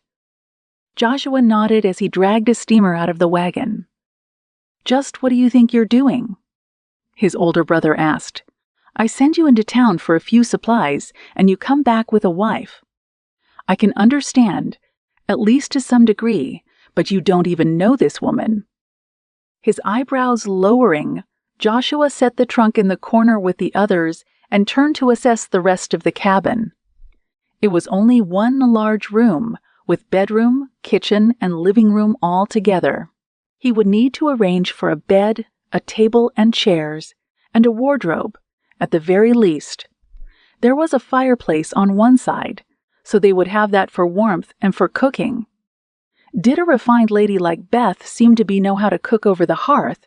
He would find out soon enough. "How did the two of you meet, anyway?" Jed pressed, dissatisfied with his brother's silence. She got off the train and asked me to marry her." Joshua explained quietly. It was an odd thing to say, but there was no doubt that it was the truth. He knew it was odd, but it had happened. "She asked you. How crazy is that?" Jed tossed his hands in the air and paced a circle on the wooden floor, sending dust motes up to dance in the sunlight that streamed through the window. "Joshua, I know you're a good man, a trusting man, but you can't tell me that you fell for such a thing." "Fell for it." Turning, Joshua faced his brother. "Are you trying to say that she tricked me?" He could admit to himself that he'd had the same thoughts, but Beth had been sweet in the short time they had known each other. He couldn't quite believe that she would deceive him, and he knew there was nothing for her to gain. The Rushers did well with their farm, but they were by no means rich. Jed ran his hands through his thick hair, the dark curls springing back into place. "I don't know, but it seems possible. The girl doesn't even speak English. Wouldn't that make it harder for her to trick someone?" Joshua knew there were plenty of snake oil salesmen and other charlatans in the world, but they were successful because of their smooth talk. His brief conversations with Beth had been stilted and awkward. Now the eldest Rusher stood in front of the hearth, staring into the cold fireplace. "I don't know, Joshua. I really don't. But there is something about all this that just doesn't sit right with me. Who is this girl? Where is she from? Why is she looking for a husband? What has her life been like up to this point? Is she going to be able to handle the kind of work that a farm wife must endure?" The new groom was silent as he picked up the broom and began poking at the dust in the other corners of the room. He couldn't answer any of those questions, and if he were to pose them to Beth, she wouldn't be able to answer them either. Hopefully someday he would know more about her, and he would be satisfied. Jed sighed. "You have always been a huge help around here. I know that you care about the farm and about the rest of us. There is nothing that you have refused to do just because it was hard or dirty work. I've come to rely on you as the most steady and stable of my brothers, and I think that's what makes this so hard for me to comprehend. I just can't believe you would be irresponsible enough to bring a stranger to the farm and to be married to her to boot." "Irresponsible," Joshua growled. "How can you say that?" "Now, Joshua. And why should my decision to get married be any less important or less well-founded than your own?" he continued, not giving Jed any more chances to berate him. "I might not read as much as Judah, or be as smart as John, or know everything about running a large farm like you do, but that doesn't mean that I'm stupid." Jed held his hands up to stave off any further explosion of the conversation. "I never said you were stupid. I'm a grown man, Jed. I know it's been hard on you to practically raise all of us, but you have to realize that we aren't all kids anymore. If I want to get married, then it's my right. You aren't the only one who deserves to be happy, you know." Joshua couldn't remember the last time he had said so many words at once and all to the same person, but he no longer felt content to keep it all inside. He kept his lips shut until there was a reason to do otherwise, and he certainly had that reason now. "I'm sorry, okay?" Jed pleaded. "I understand the idea of wanting or needing a wife, but I wish you had talked to me about it first. I could have helped you find the right girl, and we could have taken a little bit of time to make it all happen." Curling his fist, Joshua resisted the urge to slam it into a nearby wall. It wouldn't do him any good to have a hole in the side of his new home. "I don't need your help, Jed. And don't be offended, but I don't want it either. I can handle it." "I already did." "Did you?" Jed challenged. "You don't know her at all. And you knew Abby so well." Joshua hadn't wanted to drag his sister-in-law into the conversation. Abby was a wonderful woman, and though she had been a surprise, he could no longer imagine the farm without her. But it wasn't fair of Jed to act as though Beth was any different than his own wife. Jed slowly closed his eyes and tipped his head back. "I guess you have me there. We wrote a few letters, but I suppose in the long run that didn't teach us much about each other. Even if it had, a message or two isn't the equivalent of living with someone." Joshua nodded, glad that his brother was finally understanding the point. He leaned on the broom and looked Jed squarely in the face. "I know that Beth's presence is a shock to all of you. I understand that quite well. But I plan on being the best husband she could ask for. I don't have a lot to offer, but I will give her everything I have to try to make her happy. We don't know each other well, but I like to think that we will. Eventually." Defeated, Jed leaned back and bent his knee to place the bottom of his boot against the wall. "I don't suppose I can ask any more of you than that. Just give her a chance," Joshua said softly. "I think she'll end up surprising all of us." "Why do you say that?" Joshua felt a smile come over his face as he thought of his wife. She traveled across the country by herself, jumped off the train, and found herself a husband. I don't know much else about her, but to me, that says that she's a strong woman. Jed laughed. "I guess you're right." He looked around at the empty cabin. "Now we just need to get this place fixed up. This is your wedding night, after all." A hot flush crept through Joshua's cheeks.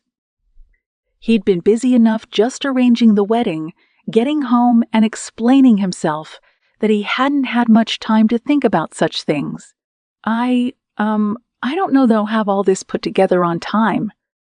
His big brother clapped him on the shoulder. "Don't you worry. We're on it, and I'm sure Abby will be happy to help as well. It'll get her away from scrubbing the big house for a few hours, and I think it'll be good for her." Chapter 8.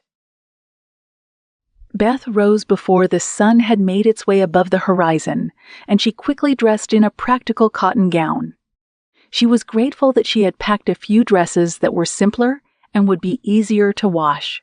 Her mother had always been one for the finest gowns in the finest fabrics, and had been known to simply toss them out with the rest of the trash if they got too dirty.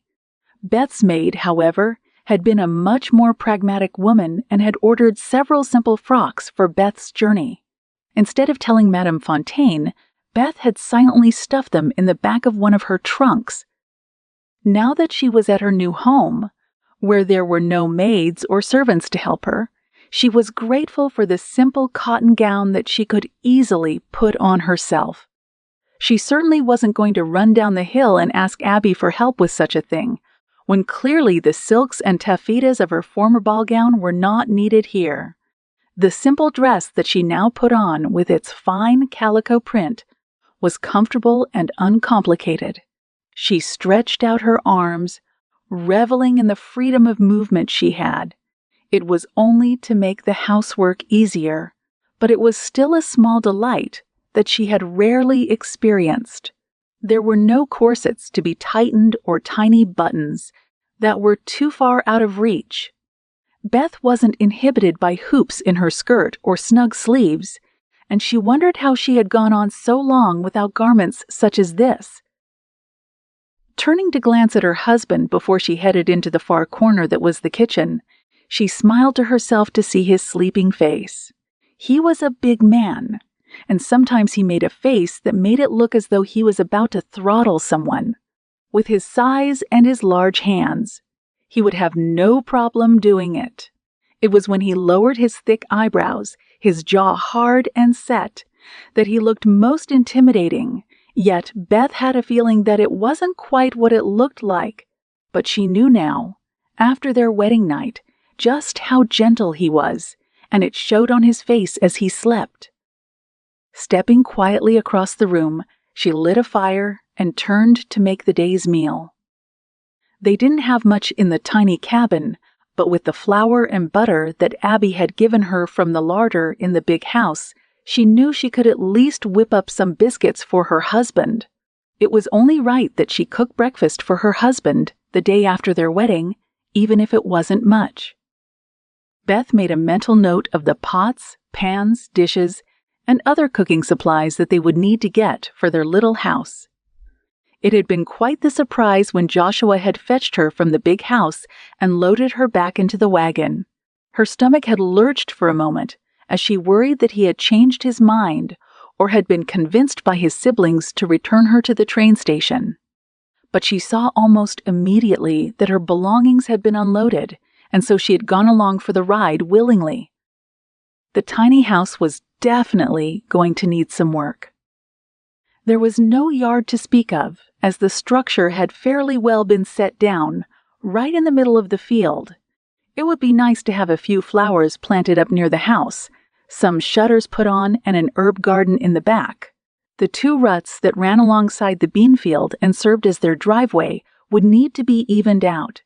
Though there was a sizable chicken coop up by the big house, Beth hoped to one day have a coop of her own with ducks and quail. Then, of course, there was the interior. From the scurrying and scrambling her new brothers had done upon her arrival, Beth understood the furniture had been thrown haphazardly into the cabin. The bed was barely more than several pieces of lumber that had been quickly assembled, and the quilt was one that Abby had lent them from a cedar chest in her bedroom. The table was small and had several nicks around the edges, and the 2 chairs that were pushed up underneath it didn't match. Someone had set down a rug in front of the fireplace, and though Beth had noted that its colors were faded, she said nothing. Joshua had watched her carefully as he brought her into the cabin, his eyebrows crunched together in worry. Beth could see how important it was to him that she be happy here, and she gave him a reassuring smile. Yes, the place was small and cobbled together, but it would be a snug little house for the 2 of them to share. She'd barely had a chance to get to know all of Joshua's brothers, but there were enough of them that she was sure they would need a little bit of time alone in the evenings. The orange glow of the sunset that burned through the windows and illuminated the interior of the cabin didn't hurt. Once she had finished making breakfast, Joshua had arisen to join her at the table. He was silent other than a brief good morning, but she caught him glancing at her between bites. J'espère que vous aimez votre petit déjeuner, she said as she buttered a biscuit and drizzled it with honey. I hope you like your breakfast. It was a simple enough thought, but it was hard to convey. She gestured at the food, trying to think of how she could find out whether or not he liked it. But there was no need to worry. Joshua had been paying attention to her as they ate, and he patted his stomach appreciatively. Beth was grateful. She hadn't had to cook much at home, since her mother had always been sure to keep a few servants on hand, but Beth had spent a lot of time in the kitchen as a child. The cook had been happy to teach her a few things, at least until Madame Fontaine had put a stop to it. Fortunately, Beth had already spent much more time with the cook than her mother had realized. Joshua finished his breakfast and pushed back his chair. He scratched at his chin as he tried to decide what to say. I'm going to spend the day fixing up the cabin. He started uncertainly. Feel free to do whatever you need to settle in. He gestured around the house. The new bride nodded, not quite sure what he meant, but assuming that she should make herself comfortable. She wanted to ask him if there was work she could help him with, but decided it was perhaps easier if she kept herself occupied in her own way. It would give her a chance to get to know the property and get the rest of her trunks unpacked. Joshua pulled on his boots, and Beth watched him from the other side of the room. She hoped that they would soon enough be able to sit down and have a real conversation, but for the moment she was content to let things be. It seemed that her husband was not a very talkative man, even if there was no language barrier. He put his meaty hand on the doorknob hesitated, and then returned to his wife. With a tenderness that she doubted anyone would think him capable of, Joshua cupped her cheek in one hand and dropped a soft kiss on her forehead. He then turned and left. Beth stood for a moment in the center of the cabin, her cheeks flushed and her heart pounding. She was lucky indeed. Soon enough she would need to find a way to ask Abby for paper and pen to write her father and thank him, for his fortuitous match. Instead, she cleaned up the mess from breakfast, happily washing the dishes in the small sink and stacking them in the hutch once they were dry. The floor didn't really need it, but she swept it anyway before turning to her trunks. Joshua had piled them neatly in the corner, and someone had set a simple wardrobe on the wall near the bed. It didn't have any doors on it, but there were 2 drawers in the bottom for her folded garments and a place to hang her gowns. She hoped she was leaving enough room for her husband's clothes as well, but he had only brought a few outfits with him. As she filled her half of the wardrobe, she wondered how she would explain to Joshua that she wanted to help him find some shirts and trousers that were more suited to his large size. She wasn't the best seamstress in the world, but she liked to think she could probably help. Unfortunately, she didn't have the words to quite explain it. With her belongings put away, Beth wrapped a shawl around her arms and stepped outside. She wandered around the hill where the cabin was situated, observing the places on either side of the front door where she might be able to plant some flowers. Exploring further, Beth took in the vast fields, large pastures, and sturdy barns. She hoped to keep out of the way of the rest of their family, not wanting to cause any more of a disturbance to their normal life than she already had. Her boots sank in to the lush grass, and the bottom of her skirt gathered dew. The sun was beginning its climb in the sky, showing her the farm in its best light. As she came up the path toward the barn, hoping to get a better glimpse at the selection of horses, she encountered the oldest brother. Beth had the distinct feeling the night before that he had been unhappy about her arrival. Though he had greeted her kindly enough, he had said little else and had watched her with hard eyes. She didn't know what she might have done to get things off on the wrong foot, but this was perhaps her chance to make it better. Bonjour. She gave him her best friendly smile. You fait l'entreprise. The farm was beautiful, but she was anxious to see the logging business she had heard so much about. It was the size and wealth of this enterprise that had made Monsieur Fontaine arrange the match, after all. Even though Beth had no interest in logging itself, she was curious about this force that had brought her and her husband together. But there were no words in her repertoire that would help her ask about its location or when she might go there. Instead, she gripped her hands together, put them up by her shoulder, and swung them down hard, embarrassing herself by mimicking the chopping down of a tree. Jed watched closely as she swung an imaginary axe, but he pressed his lips together and shook his head. Then he turned toward the barn and began feeding the horses. Beth remained where she stood, her face burning. Had she done a bad job of trying to communicate? Or did Jed want to keep her out of the family operations? It wouldn't be very fair of him to exclude her, but he didn't know her at all.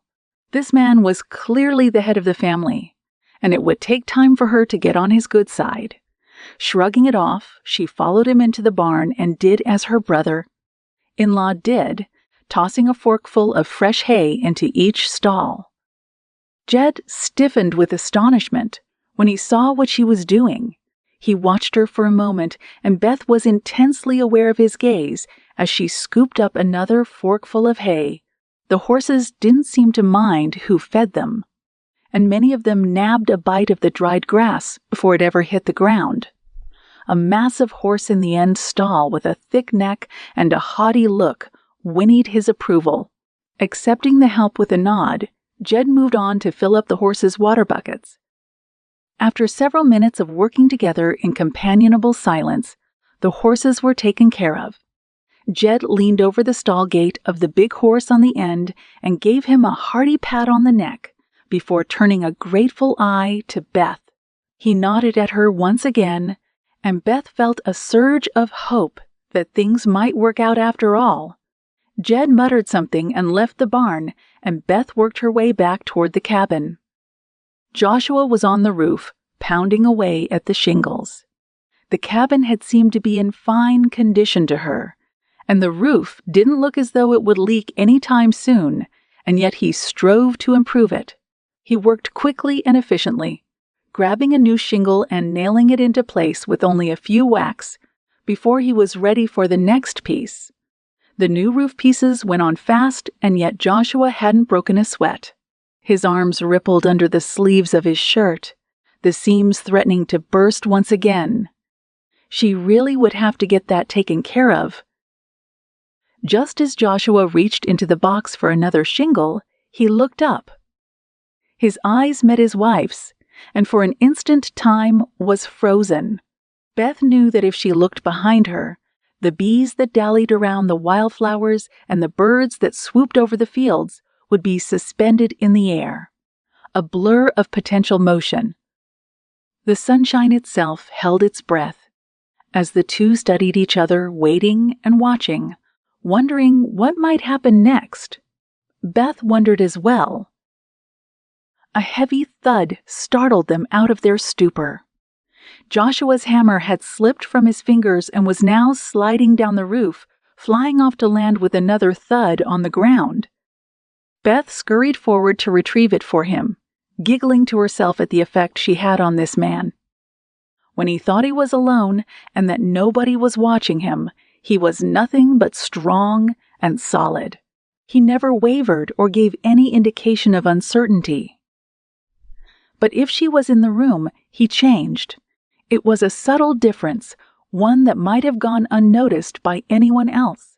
But Beth could see the way he softened around the edges, the way his eyes changed when he looked at her, and how the self-assured movements of his body turned into something tremulous and uncertain.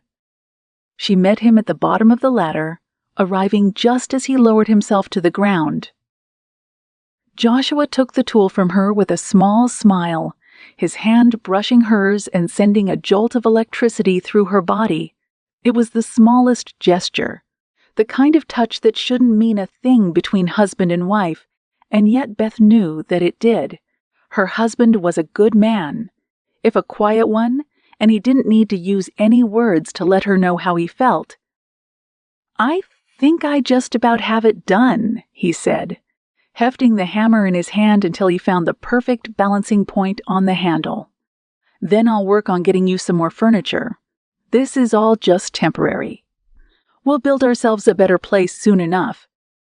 The words made no sense, but Beth could hear the reassurance in his voice. It sounded as though he was trying to comfort her.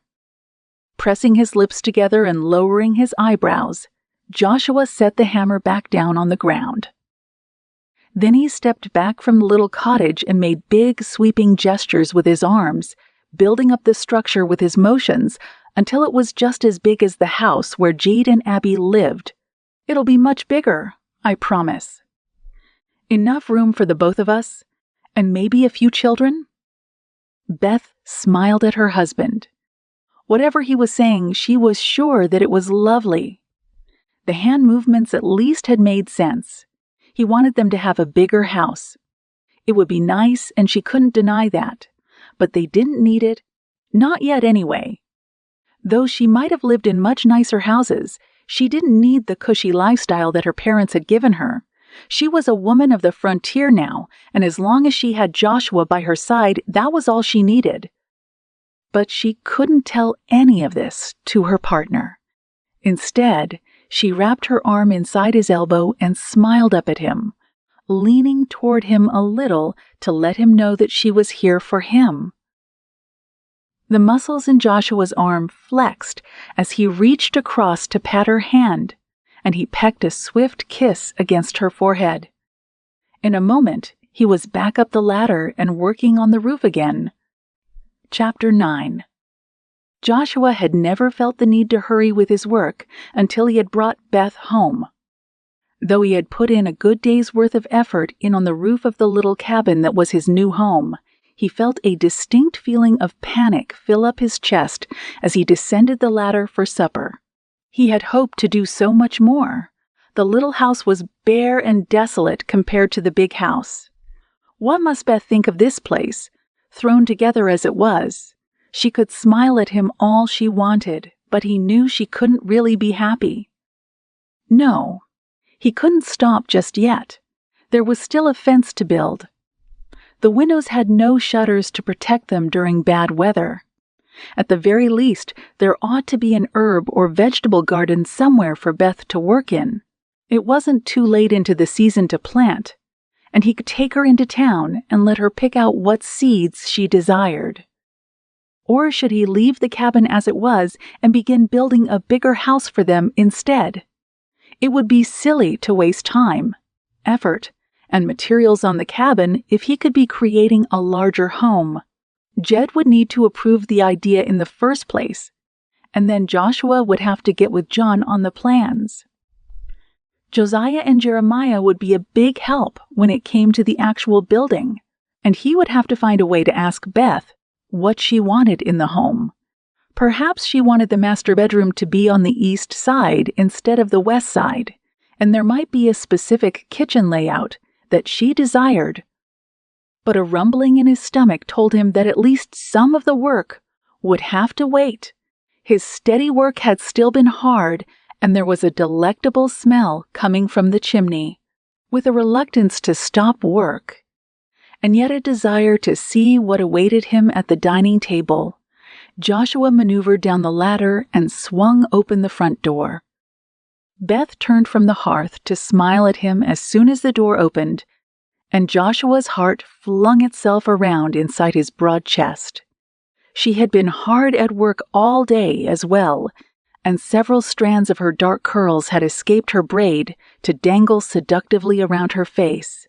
The heat of the flames had flushed her cheeks, and she had splatters of something all over her apron, and yet she still found it within her to look at him like that.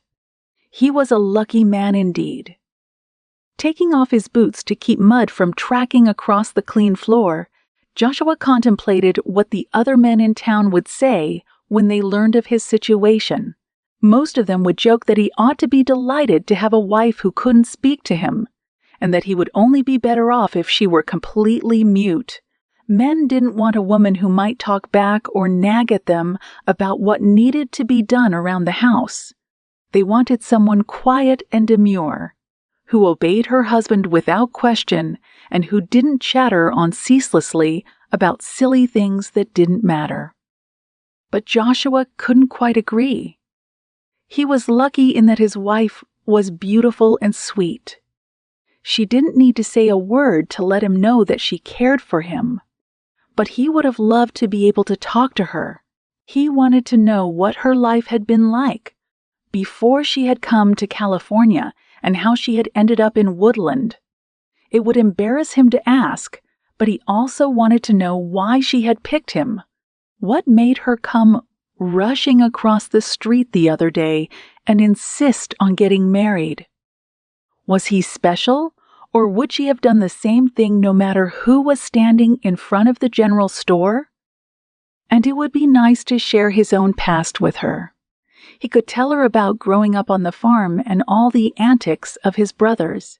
There were enough stories to occupy many nights in front of the fire, and if his brothers could contribute to the tales, then they would be sure to go on into the night. Joshua could tell that Beth and Abby had gotten along well. They hadn't spent much time together yet, but Abby was a warm and welcoming person. How much better might their friendship be if they could speak the same language? Even if he had to skip all of that, Joshua would give anything simply to be able to talk to this wife on a day-to-day basis.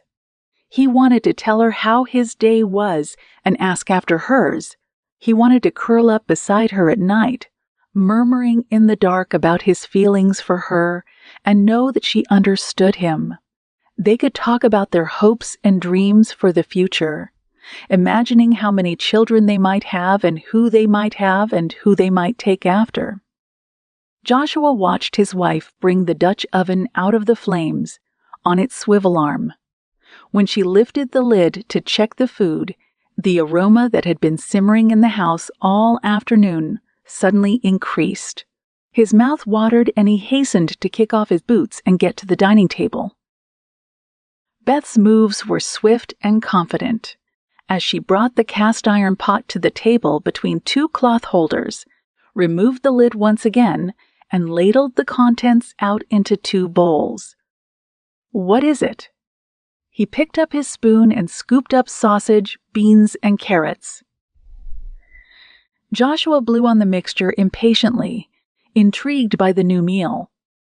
"Cassoulet," Beth answered. She smiled as she watched him try to eat the stew before it had cooled. The burning was worth it. The soup was the consistency of a watery stew, with a tomato broth instead of gravy, and the flavors burst in his mouth. Abby's cooking was wonderful, but she had never made anything quite like this. Joshua could only assume it was some French recipe Beth had learned from her mother, as he had never heard its name before. Peeking into the Dutch oven, Joshua wondered if there would be enough for his brothers to try it as well. Instead of sitting down across from him, Beth returned to the fireplace. She had set up several loose bricks in a line next to the fire, and from the top of this she retrieved a round loaf of bread. As she set it on the table, Joshua noticed that it looked more like a sculpture than food. The crust had been well floured and was almost white, except where Beth had made lattice, like slash marks in the top. This gave it an almost perfect grid pattern, and it pained him to see her cut into it with a sharp knife. "Pain de campagne," she said. His wife buttered the piece of bread generously and set it down next to his bowl. As he sunk his teeth into the soft interior, he no longer had any regrets. Never in his life had he experienced such a thing. The crust of the bread was thick, solid, and flavorful. The inside was as soft as the butter that melted into it, and he alternately took bites of the cassoulet and the bread, unable to get enough of either one.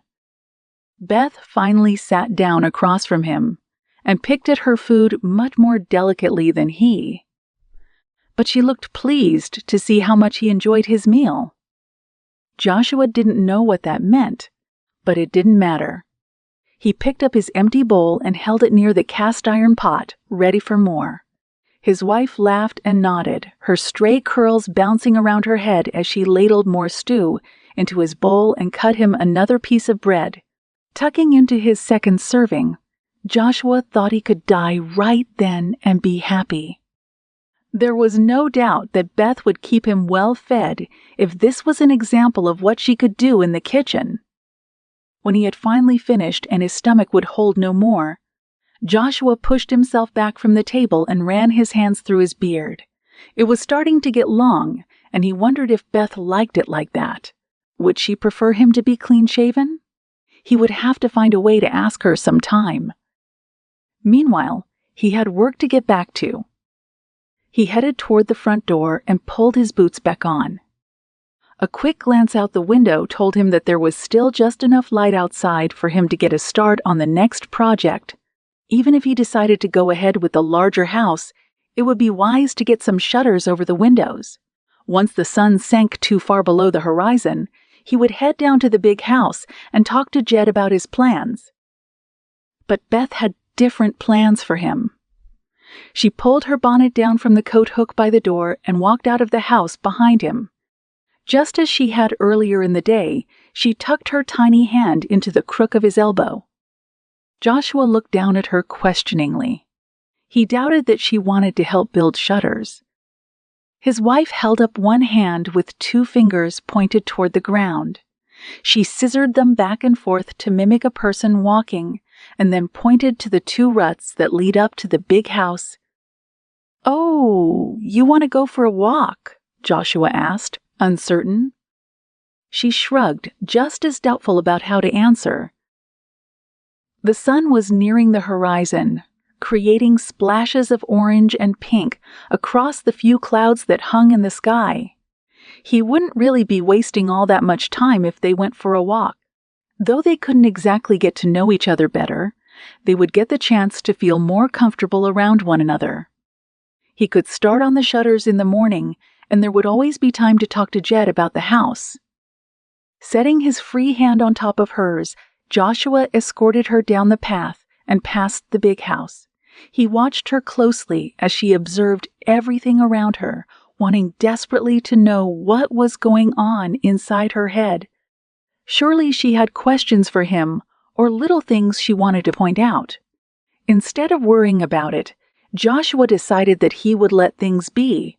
He and Beth would figure out how to speak to each other eventually, and there was no point in ruining the moment with idle chit-chat that neither of them understood. Passing the big house and the barns, Joshua continued on down the driveway. He wasn't ready to turn back yet. He didn't want to let go of Beth's arm.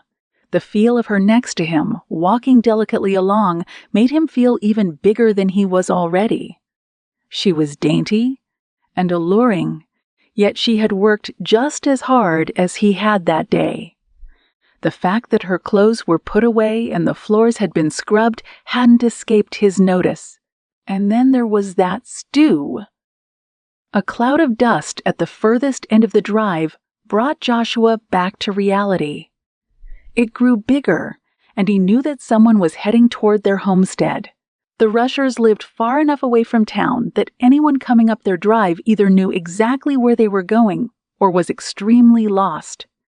Beth watched the dust cloud as well, her hand tightening slightly on his elbow.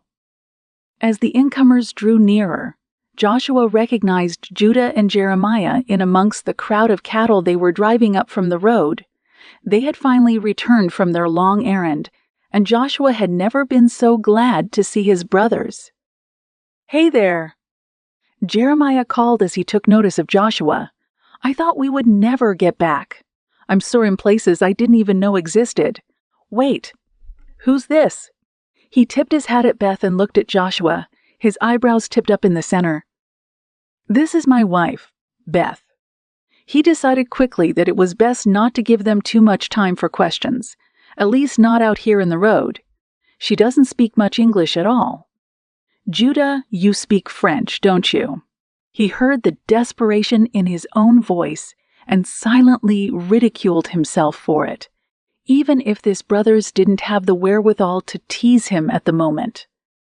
Judah pulled up his horse, his eyes rapidly shifting from his older brother to the tiny woman and back again. He took off his hat and bowed as deeply as his saddle would allow. "A little. I might need a refresher, but I have some books in the library that may help with that." Comment à l'aise. Vows. Je parle un peu français. Beth had been tense as she watched the brothers ride up, and Joshua wished that he could comfort her. His contentment with their silence during their walk had evaporated once he realized just how much they were missing out on. He wanted to explain that, yes, there were even more brothers and that there was no need to be afraid. But once Beth heard the French words come out of Judah's lips, her dark eyes lit up and she clapped her hands. "Oh, c'est bien." While the two conversed in stilted French, Jeremiah leaned down to look Joshua in the eye. "Just what is going on here, brother? When I left, you were just an everyday working man. I go away for a week, and when I come back, you're married. What kind of trouble did you get yourself into?" Joshua shoved his brother away, pushing him back into the saddle. "There's no trouble. We just met and decided to get married, that's all." He had already put behind him the confusion he had caused when he had brought Beth home, not thinking about the fact that he would have to explain himself all over again once his remaining siblings came back. Jeremiah eyed the bride, who was talking excitedly and gesturing with her hands. Right. because a man just suddenly decides to get married. Scowling at his brother, Joshua replied, "Don't be so jealous." "Jealous?" Jeremiah exclaimed. "Jealous is the last thing I am. I don't want some wife I have to look after. I'm glad she's your problem and not mine." "She isn't a problem. She's my wife," Joshua countered. "And I'll thank you not to refer to her as such." Jeremiah put his hands up, palms out, in a mockery of being scared of his older and much bigger brother. "Oh, well now. Aren't we the protective husband? I guess you don't want her to talk to anyone else, and that's why you got yourself a French one. Of course, at the rate they're going, Judah will have stolen her away from you before bedtime." Judah was nodding as Beth spoke, interjecting here and there with questions. The thrill that had been on Beth's face when she first found someone else to speak her language had been replaced with a countenance of despair. Her eyes were glassy with unshed tears, and the corners of her pretty mouth turned down in a pout. "What's wrong?" Joshua asked, returning to his wife's side and putting a protective arm around her. Judah stuck his tongue in the corner of his mouth, looking up at Joshua with serious eyes, the color of whiskey. He hadn't shaved while on the cattle run, and a patchy beard clung to his chin. His brothers would have made fun of him for it any other time. But the look on his face stopped any teasing. "It looks like we might have a slight problem." Chapter 10. The descending darkness and the gravity of the news had driven all of the family into the big house. Josiah and Jeremiah had volunteered to get the cattle put up, since Judah was needed for his lingual skills. Even Jonathan had been driven out of the woods by the lack of light and was now sitting quietly in the corner. Supper was ready, but Abby had left it to stay warm near the stove. Nobody really felt like eating. Beth sat on the sofa with Joshua next to her, grateful that he was still willing to even be in the same room as her. She had been such an idiot and made such a big mistake, and there was no telling what they would do to fix it now. At the very least, she now had someone to translate for her and could participate in the family discussion. It was odd to hear her words repeated in another language, and terrifying to see the horror on her new family's faces as they listened to the tale. Her conversation with Judah had already revealed the error, but he insisted that she tell the rest of the clan as well. It was better, he said, if they heard it from her own lips, even if they didn't understand. "I'm so sorry," she said, blinking back tears as she glanced around at each of the brothers and Abby. Then she cast her eyes toward the floor, unable to meet their gazes any longer. They looked sympathetic and sad, which was a good sign, but still she had been the one to come along and mess up their lives. I asked the attendant about Joshua Rafford. He pointed to Joshua. "To this Joshua, and so I thought he was my intended. But I speak so little English, and the attendant was flustered, and we must have misunderstood each other." "It isn't your fault," Abby said, reaching across the coffee table to give her a reassuring pat on the knee. "That could happen to anyone, especially in such circumstances, and I must say that the two names are very similar." "But it is my fault," Beth insisted. "I should have waited to get married. I should have made sure. There were many things I could have done to avoid this. It is my fault entirely." "That's not true," Joshua countered softly. He hadn't stopped looking at her since the truth came out. "I could have done things differently, too. I should have insisted that we wait until we could truly talk to each other, either through Judah or someone else. I'm the one who accepted a marriage proposal from a girl fresh off the train, so nobody could say that I was innocent in this."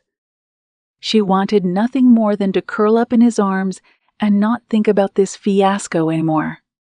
But that wasn't going to happen. To make things worse, Her husband was trying to take some of the blame. He wasn't wrong in what he had said, but she knew they had probably ruined so many lives that she didn't want him to be involved at all.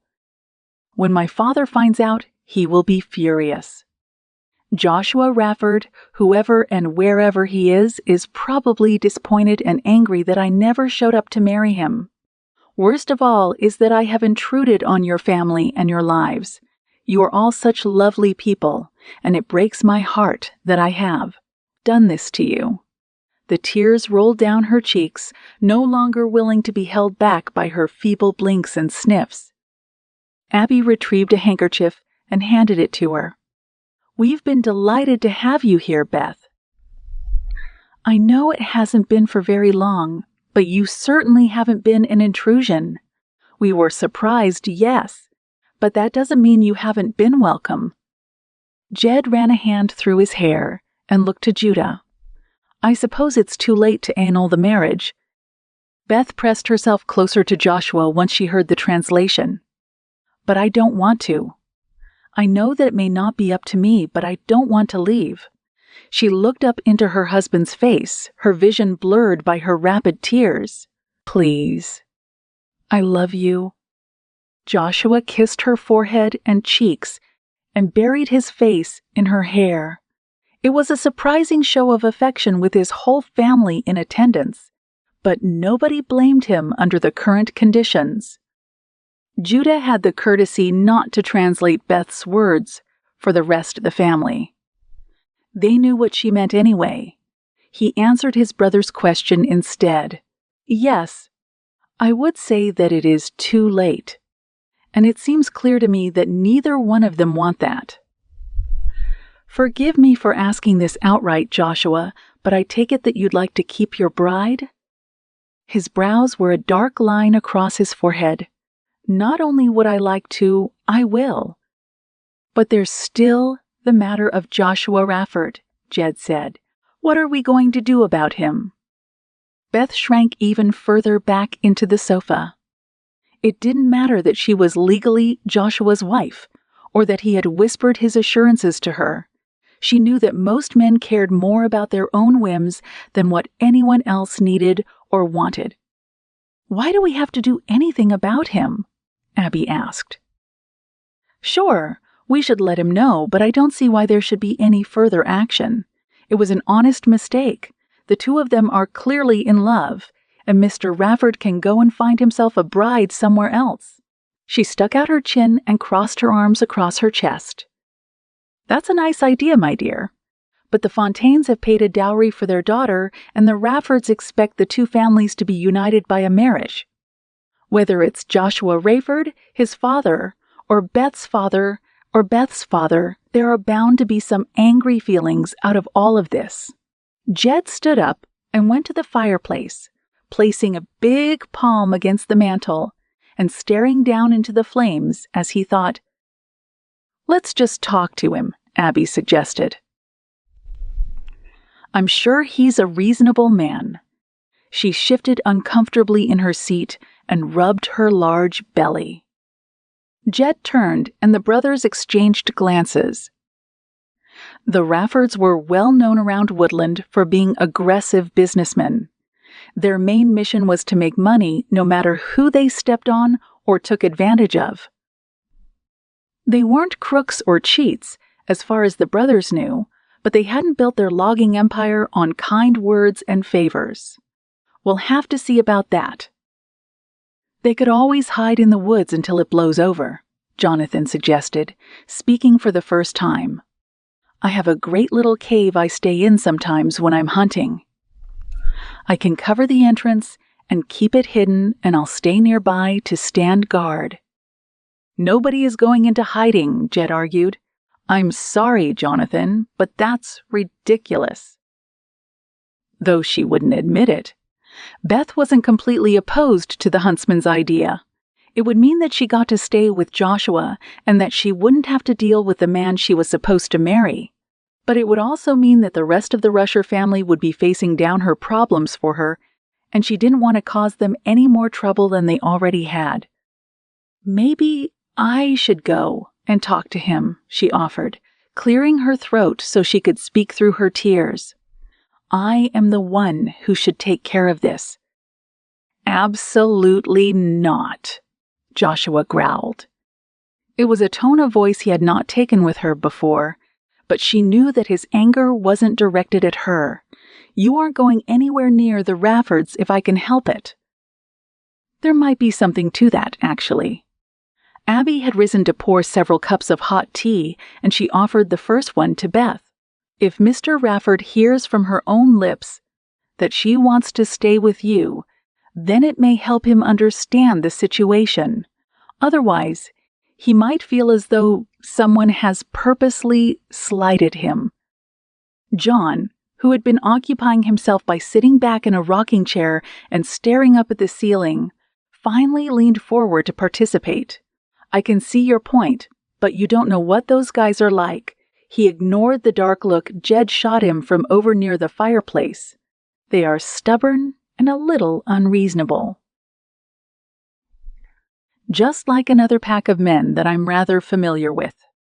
Abby asserted, You boys don't exactly have a reputation for being the most polite gentlemen in Woodland. John sat back in the rocker, a hurt look on his face. We're working on that. Jed returned to the group and resumed his position next to his wife. I guess you're right. We can't hide from the problem, and if the Raffords haven't figured it out yet, they will soon enough.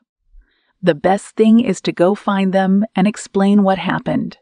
I'll go myself. John, you can come with me, and the rest of you stay here.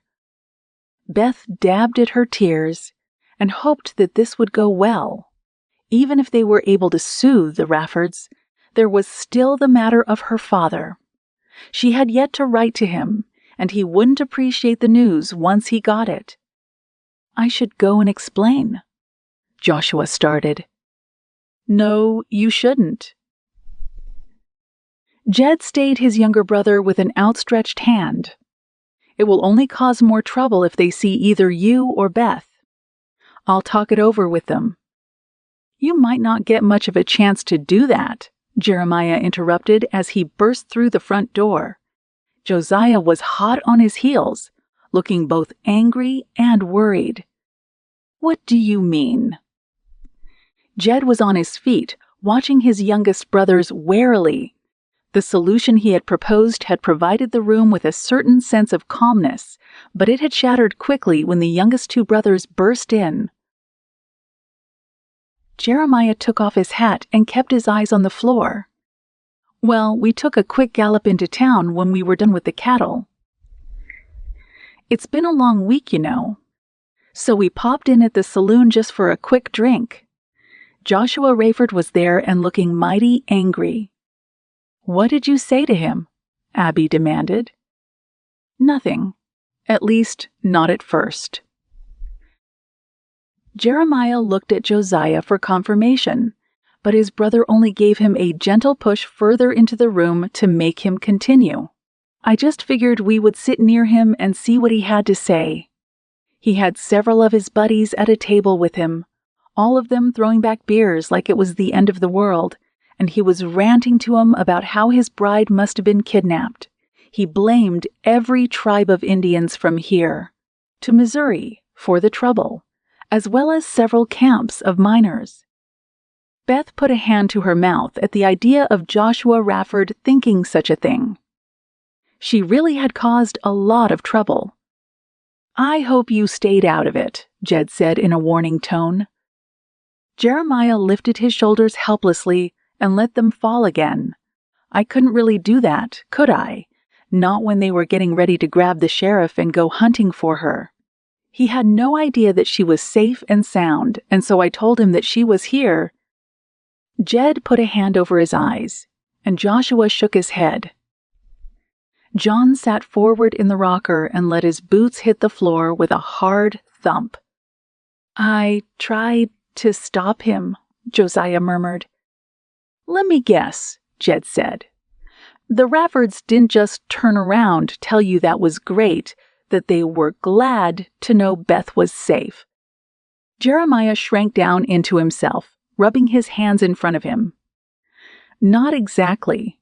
He decided that we had kidnapped her, and he's rounding up a mob to come rescue her.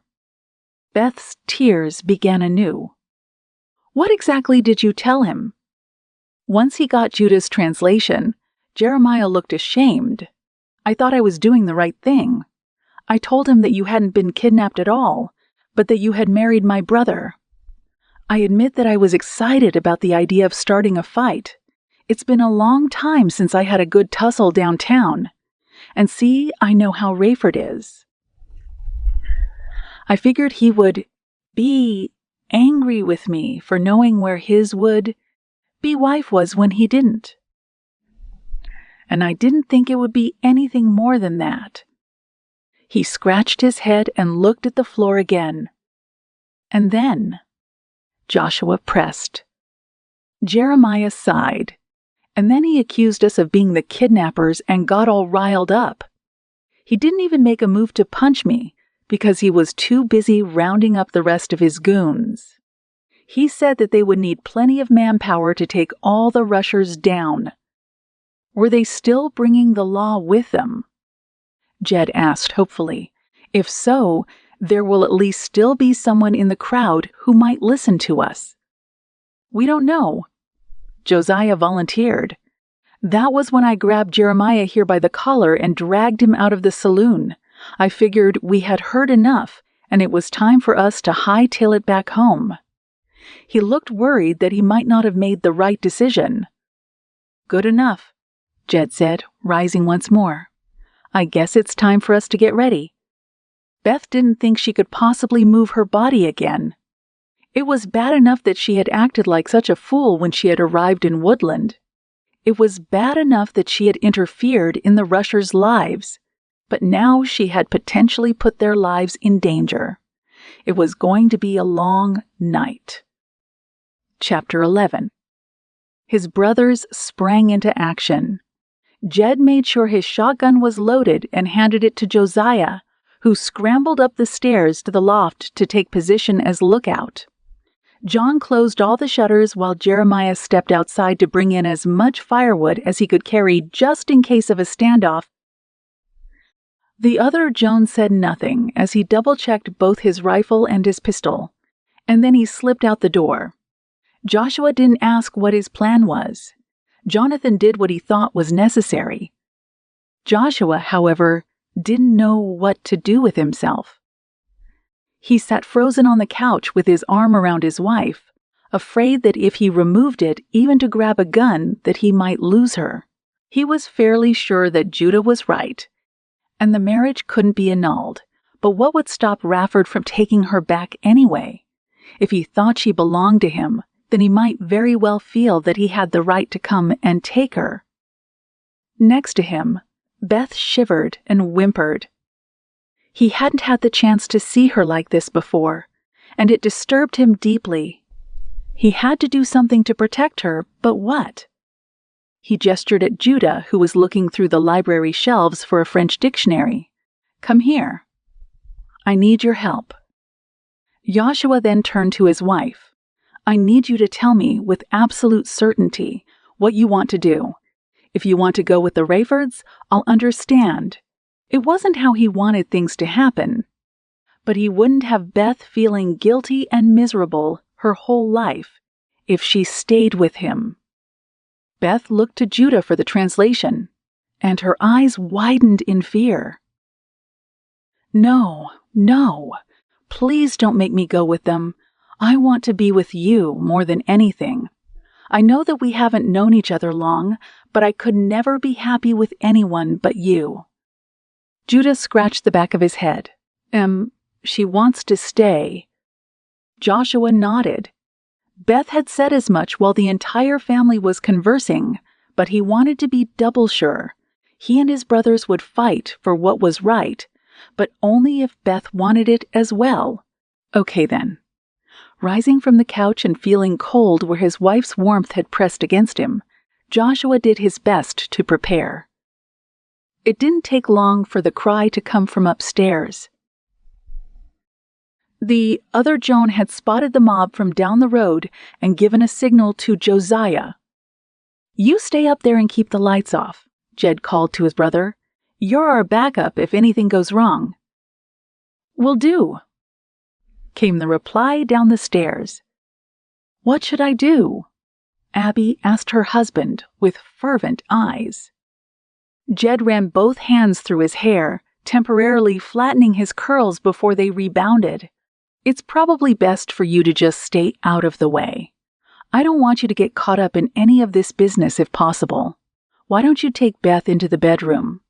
You two can stay in there and don't come out until either Joshua or I come to get you." Abby sailed across the room to take Beth's hand, and the two of them skittered across the living room and down the short hall to the master bedroom. "It will be all right," Jed's wife cooed along the way. "They'll take care of everything. I know they will. It's what they do."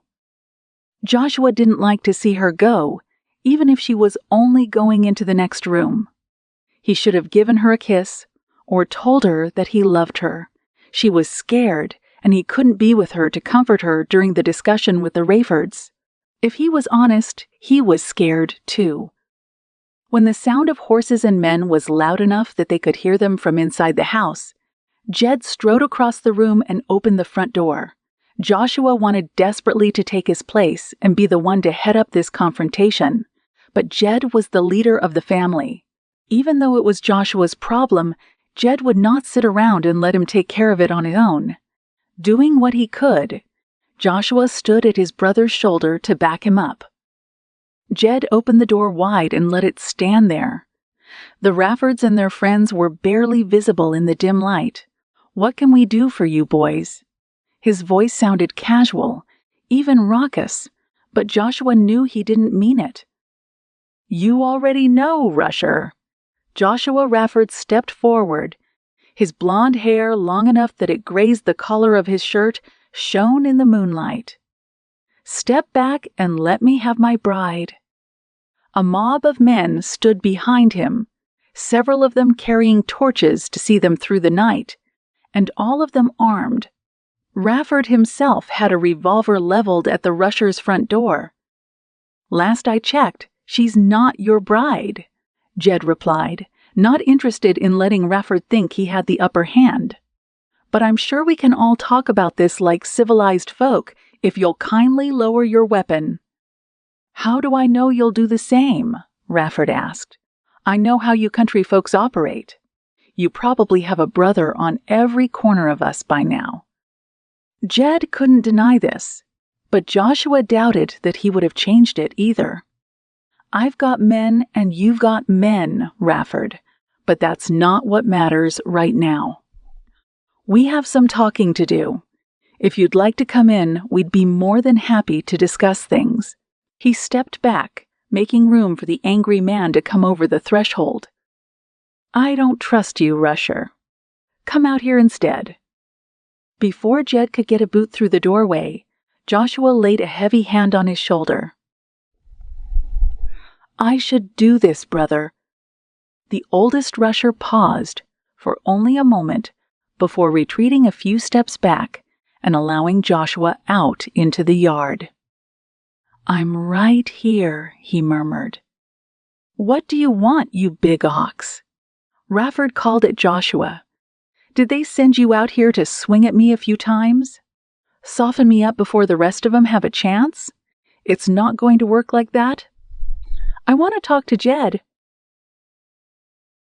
Joshua stood firmly in the soil of his family's land, his feet as wide as his shoulders and his fists curled at his sides. The pistol he had in the back of his waistband would do him no good against this crowd, and he knew it. He should have said goodbye to Beth after all. "Your beef is with me, Rafford." "You?" The lumberman's face twisted with rage. "You're the one who kidnapped my intended wife. Of all the Rusher boys, I never thought it would be you. Joshua, maybe one of the little ones, all young and uncontrollable, but not you. Nobody has been kidnapped." There were too many things he wanted to say, and he felt his face turning into that angry countenance once again. Abby, if she could see him, would have whacked him on the shoulder and told him to stop looking so mean. Beth would have giggled at him, but neither one of the women could see his face now. Then, just how do you explain the fact that the woman I was supposed to marry is now married to you? The sneer on Rafford's face increased. You don't actually expect me to believe she did it of her own volition, do you? I mean, a lumber baron versus a simple farmhand? He laughed. She's my wife because she wants to be, and her reasons aren't any of your business.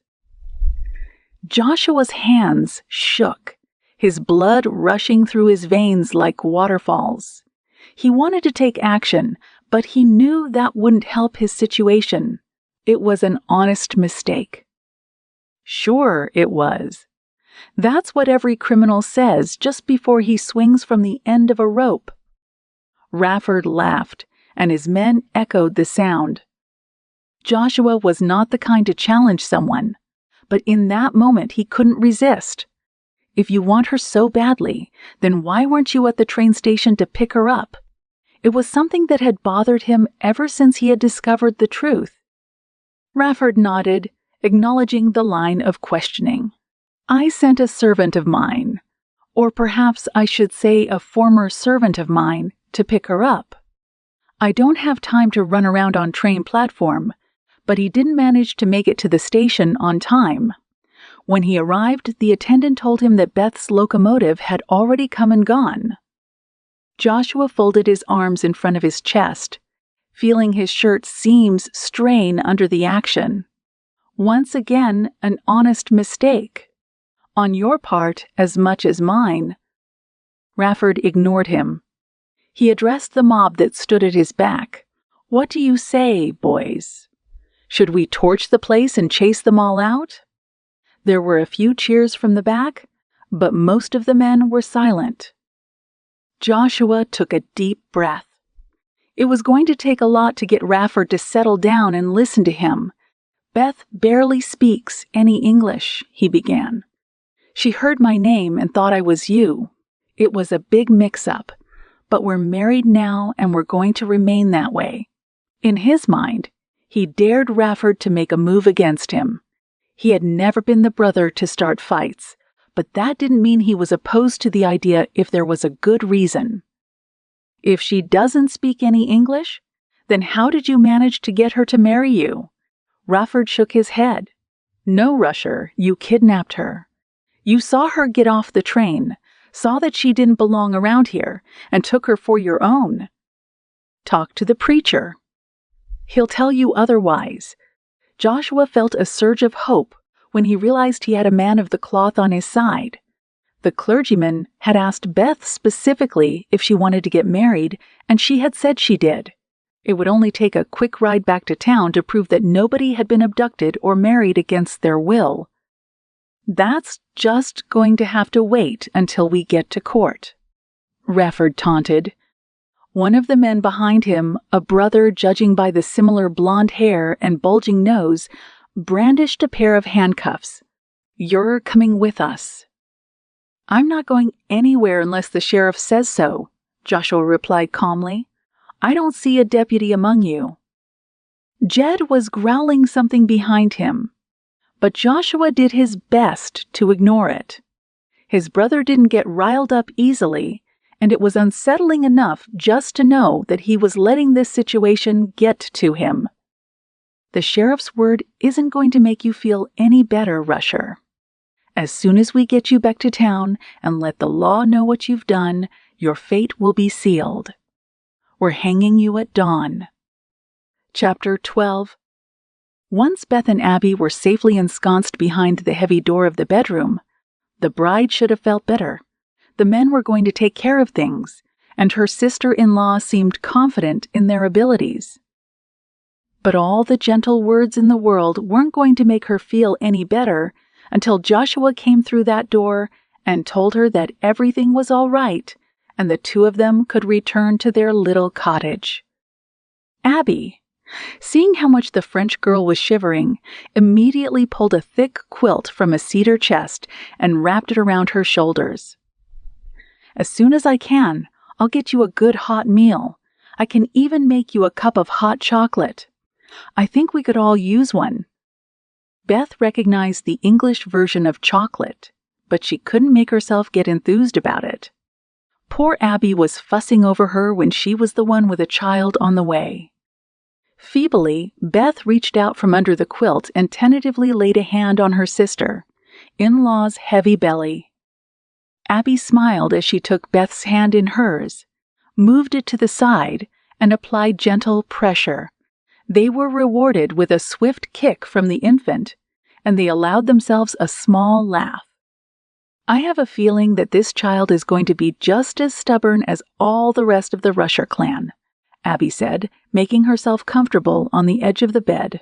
"He's kept me up throughout the night, more times than I can count, and he kicks like crazy when it's mealtime. I wouldn't be surprised if he chooses to come at the most inconvenient time possible."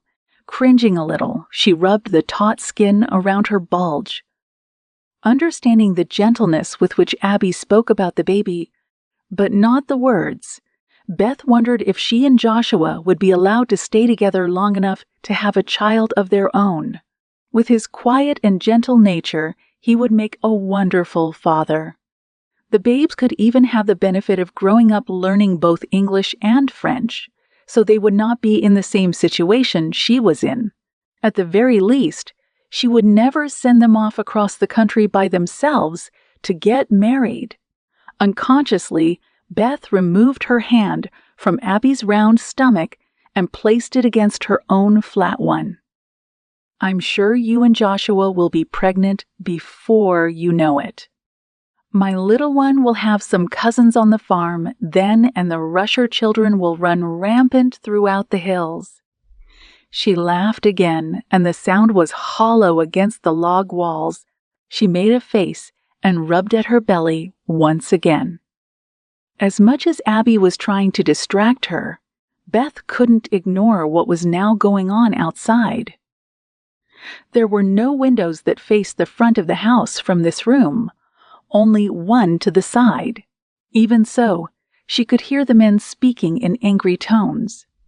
What were they saying? She needed Judah to come and interpret for her, but she couldn't get him without leaving the room. Beth didn't even know if he was still in the house. Getting up from her spot on the mattress and crossing the room, the bride pressed her ear to the thick wall. She squinted her eyes, trying to discern one muffled voice from another. The pregnant woman watched her, one hand rubbing her tummy vigorously and her face pinched with concern. Beth imagined her own face looked much the same. Outside, she could distinguish the deep rumble of her husband's voice. Joshua spoke in short, quick sentences just like he always did. He sounded calm and collected, and Beth closed her eyes in silent thanks. Perhaps things weren't going as poorly as she had imagined. But the other man's voice began, and he didn't sound as easygoing. His voice was higher-pitched, angry, and even though he didn't speak French, Beth could tell that he was mocking Joshua. Her only consolation was that she had yet to hear the blast of a gun firing or the ring of a long knife being drawn. Breathing deeply, Beth did her best to remain calm. Everything would be all right. It had to be.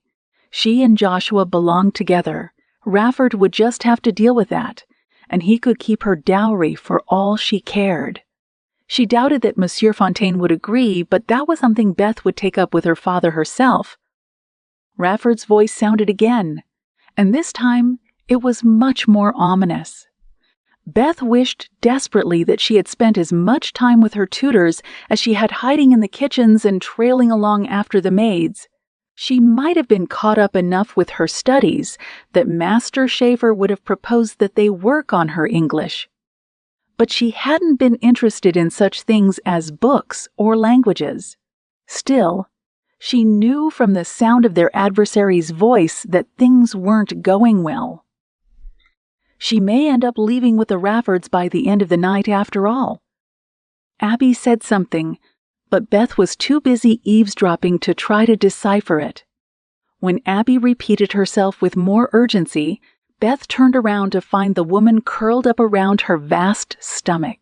A tear leaked out of the corner of her eye, and she gritted her teeth against the pain that was racking her body. "I think the baby is coming," Abby panted. "It hurts." Startled into action, Beth burst forth from the bedroom. Jed was the first to turn around, but she didn't give him the chance to order her back into the bedroom. "The baby is coming. I need hot water and strips of clean cloth." The men stared at her with uncertainty until Judah pulled himself together to translate. The news upset his usual composure, and he stammered out the words in English. "The baby, Jed. The baby's coming." Beth could just see her husband standing out in the yard in front of a group of nasty-looking men. Jed stepped out next to him. "This is going to have to wait, boys. We've got a baby on the way." He dragged his brother back into the house, slammed the door shut in Joshua Rafford's face, and let the bar drop into place. "You showed!" Beth yelled at the men once again. There wasn't time to stand around and feel uncertain. The Rafford situation was a dire one, but not as much as the newest rusher trying to make its way into the world. "What's going on?" Josiah shouted as he came pounding down the stairs. "Did they take Joshua?" "Get back up there," Jed commanded. "Keep an eye on those brutes until we have time to deal with them properly. If they move anywhere but back down the driveway, I need to know about it." He turned to the center of the room, where Beth was frantically speaking to Judah. "What do I need to do?" Judah listened to Beth for a moment more, asking her to repeat herself. He was getting lost in her French, and Beth did her best to slow down. She was panicking, and her words were blurring together into unscholarly forms that the man didn't understand. But matters were urgent. Her sister-in-law, who could quite possibly not be her sister-in-law anymore by the end of the night, was in the throes of labor. There was a man just on the other side of the door who wanted to take her away from the new life she had found in California and had fallen in love with. If ever there was a time to panic, this was it. Jeremiah is stoking the fire to heat some water. Judah replied, "She says she needs clean cloths, a sewing kit, and she wants to know if we have any willow bark in the house." Jed nodded. "I know where Abby keeps her sewing kit, but I don't know anything about willow bark." The worry was evident in his face. Normally the calmest and most collected of the rushers, even he was on the edge of panicking. "Don't we need to find a midwife or something?" "Dépêche toi," Beth urged. The men said they wanted to help, but they seemed to be moving as slow as cold honey. She needed to get back to Abby to comfort her as best she could. "She says there's no time," Judah inferred. "You get the sewing kit and I'll make sure we get everything else." In only a moment, Jed had placed a leather box in Beth's hands. She nodded her thanks and scurried back to the bedroom to find Abby curled in a ball on the mattress, moaning in pain. No. You need to relax as much as possible." Instead of calling Judah in to translate her instructions, Beth came to the bed and maneuvered the pregnant woman onto her side.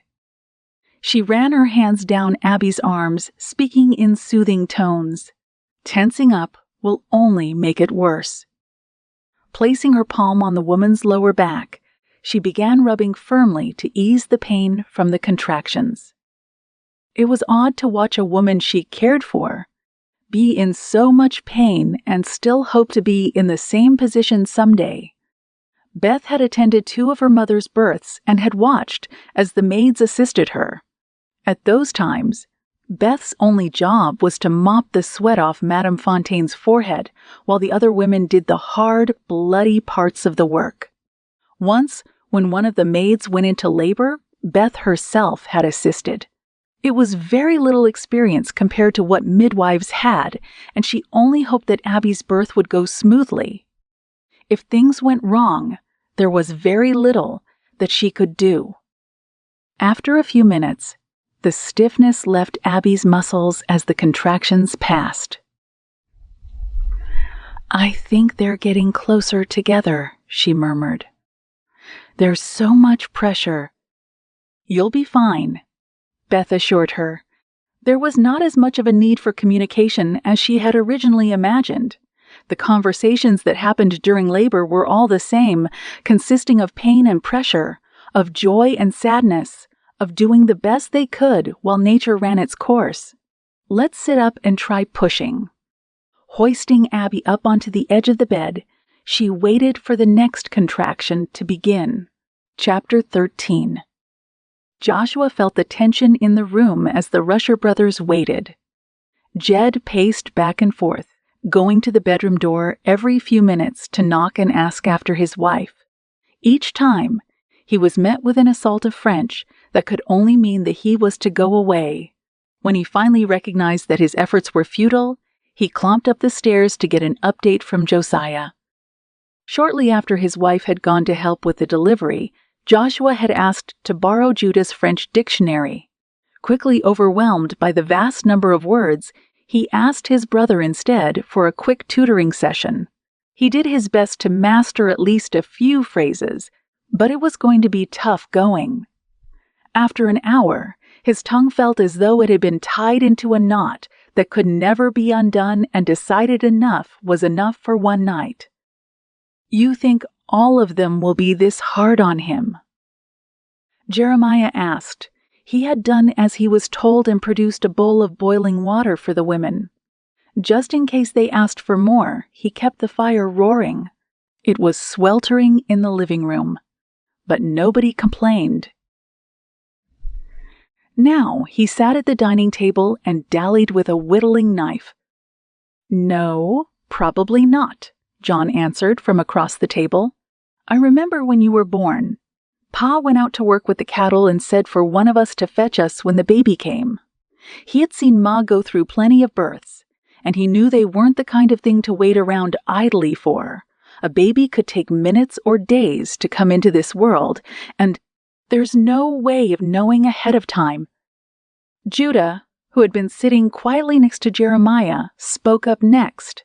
"It makes sense that one would get desensitized to these things after a while. Besides, there's little that us men can do but wait. I don't know many of our gender who are content with such a thing. I'm sure that if we could, we would all be up and doing farm work despite how dark it is outside. What about you?" The youngest Rusher turned his line of questioning onto the newlywed. "What are you going to be like when Beth bears your children?" Joshua glowered at him.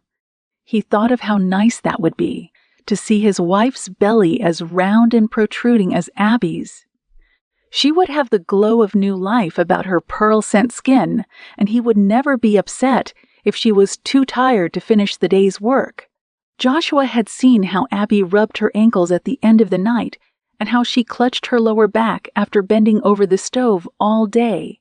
Jed had done his best to take care of her, and had even bade her to sit down, but the mother-to-be had been insistent that she have the house ready before the baby came. Joshua wondered if Beth would be just as stubborn. But on the other side of the front door was something that Joshua could not see, nor could he forget. It was a reminder that Beth had not been intended for him, and that there were more than a few men who thought he was a kidnapper. There was no time to deal with the Raffords at the moment, but it would have to come eventually. The birth of Abby and Jed's baby had only stalled the inevitable. "I guess we'll just have to wait and see," he finally answered. John kicked his brother under the table. "Can't you find something better to talk about?" The look on Jeremiah's face was a mischievous one. "Sure. I guess we could talk about what's really going on, and that we have 20 men camped out on our doorstep, standing there waiting to drag Joshua off to town." Jeremiah. Joshua stood and calmed John with a gesture. No, it's fine. He's right. We have quite a mess on our hands, and it's my fault. Rafford and his men aren't going to go away just because we ask them to, or even because there's a baby on the way. They want justice, at least what they perceive to be justice. If I was in his position, I don't know that I would act any differently. Muffled noises came from the bedroom, and he shifted uncomfortably in his chair. Of course you would, John argued gently. I'm sure you wouldn't be pleased, but you've always been understanding. I can't imagine you tracking someone down and threatening a citizen's arrest. There was a moment of silence as they thought, and it descended heavily over the table. What are you going to do? Jeremiah asked quietly. He wasn't starting anything this time. Just asking so that he knew what to expect of his brother. I don't know. If I go with them, then it's just as good as admitting that I did something wrong. Besides, they would take Beth as well, and I can't let something like that happen to her. But if I refuse to go, then they'll probably stay here until they starve us out. John laughed dryly. They'll never starve us out if the other Joan is around. He can sneak around their camp all day long, and they would never know. But his words did nothing to make Joshua feel better. It was still something that must be dealt with. I'll speak to him again once the baby is here. I could go right now, but I don't want to do anything to upset Jed. Not right now, anyway. The other two men nodded, and a clatter of boots sounded on the stairway. It was Jed, his face pinched and tired. Ravert's group has set up camp in the yard. They aren't going anywhere. Before anyone could answer, a scream emanated from the master bedroom. All of the men jumped to their feet, but only Jed shot across the room to the bedroom door. Is everything all right? The words that came from Beth this time were still urgent, but much more positive. Jed turned to Judah with intense eyes. I can't be sure, he explained, but I think she's almost done. Soon enough, the thin wail of a newborn pierced the air of the house. The door of the master bedroom opened just enough to show Beth's face, tired but excited. She had rings under her eyes from the late hour, and her hair stuck to her sweaty skin, but her mouth curled up with joy. Qui est un petit garçon? She shut the door again just as quickly as she had opened it. Judah didn't wait to be asked for the rephrasing. It's a boy. He clapped his oldest brother on the shoulder. Congratulations. After what seemed like another hour, Jed was finally admitted into his own bedroom to visit with his wife and child. Beth emerged, looking worse for the wear, and announced to the rest of the family that both the mother and the child were doing well. She flopped down in a chair next to Joshua and eyed him with both joy and sadness. Joshua faced his wife with fear in his heart. There were too many things he wanted to say. The few words and phrases he had learned from Judah would never be enough, but they would have to do for the moment. He stood and held out his hand for her, taking her off to the far corner of the living room. There was nowhere in the big house for them to have any real privacy, and it was impossible for them to return to their own home, but the words needed to be said. Je suis désolé, he began. I'm so sorry for everything that has happened. He carried on in a mix of both languages, inserting the phrases he knew in French and sticking with English otherwise. He hoped she would understand. I don't want you to have to go through any of this. Beth took his big hand in hers, the delicate fingers tracing the lines of his palm. C'était. It is fate. I know we've talked about it already, but before anything more happens, I want to be absolutely certain of what you want. He ran his free hand down her jawline, marveling at how smooth and soft it could be when it was the color of marble. I want you to have every chance to do what will make you happy. Tame. He had never told anyone that he loved them except for his parents, and he wondered if it would always cause a swirling sensation in the pit of his stomach. His wife replied with a kiss, pressing her lips to his gently but passionately. Je dois avec vous.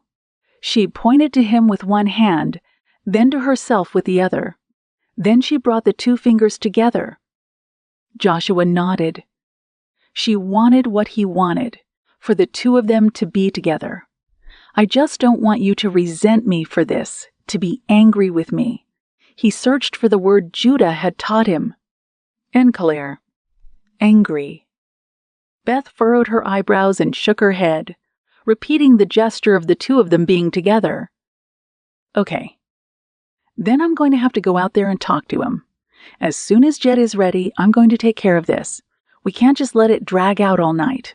It's gone on long enough. Joshua pointed at himself, and then to the door. He then pointed to his wife, and to the floor. Her sweet face scrunched up into a pout, her pink lips pursing, and her tiny nose rumpling. She took Joshua's hand once again, putting her fingers between his and squeezing tightly. He wanted to argue. He wanted to tell his wife that this was not a place for a woman, even if it was all about her. Any other man would have ordered her to stay put, no matter what she thought, and expected her to obey. But Joshua understood that this was far more than just being insistent and stubborn. It would show Rafford that he had no chance of breaking the two of them apart. Then again, he thought with a sardonic smile, it might just make him even more irate. Squeezing Beth's hand in turn, he nodded. They would go together. Chapter 14. It was hard for Beth to wait patiently. She knew that she had always been a bit spoiled, and her parents and the household servants had always scrambled to get her what she wanted.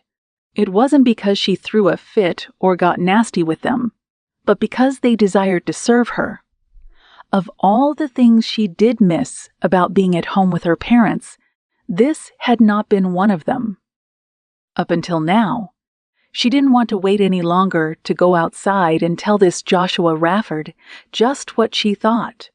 From the moment the misunderstanding had been made clear, she had wanted to resolve the problem. It was uncomfortable to have it hanging over her head, and the bride didn't like the possibility of being separated from her new husband and potentially gaining a different one. No, she wanted it to be over with. But Abby had just birthed a sweet baby boy. He was solid and healthy-looking, with dark hair, sapphire eyes, and a set of lungs that Beth didn't doubt would keep the family up at all hours of the night. The mother had done beautifully, obeying her provisional midwife as best she could, despite her pain and fear. Beth had always heard that the first child was the slowest to come, but it had all happened so fast. And now the new parents needed a moment to enjoy their son. Beth couldn't deny them that. While she waited, Beth kept herself busy. She went into the kitchen and sliced bread and cold ham for sandwiches, passing them out to her brothers without asking if they wanted them or not. She was hungry, and she knew they probably were as well. This was followed by generous servings of apple pie, which the rushers took gratefully. Beth gave half a thought to Rafford and his men outside, but she certainly wasn't going to offer them any sustenance. Eventually, Jed emerged from the bedroom. His lips quivered with pleasure as he came ambling down the hallway toward the living room. You should see him, boys. He's a fine little thing. I imagine he'll be out plowing the fields and rounding up cattle before we know it. Can we see him? John asked, peering around his brother toward the bedroom. Abby and the baby are both sleeping, and I thought we should let them do so for right now. Jed looked to Beth for confirmation. They seemed tired. Yui? She agreed once Judah had converted the message.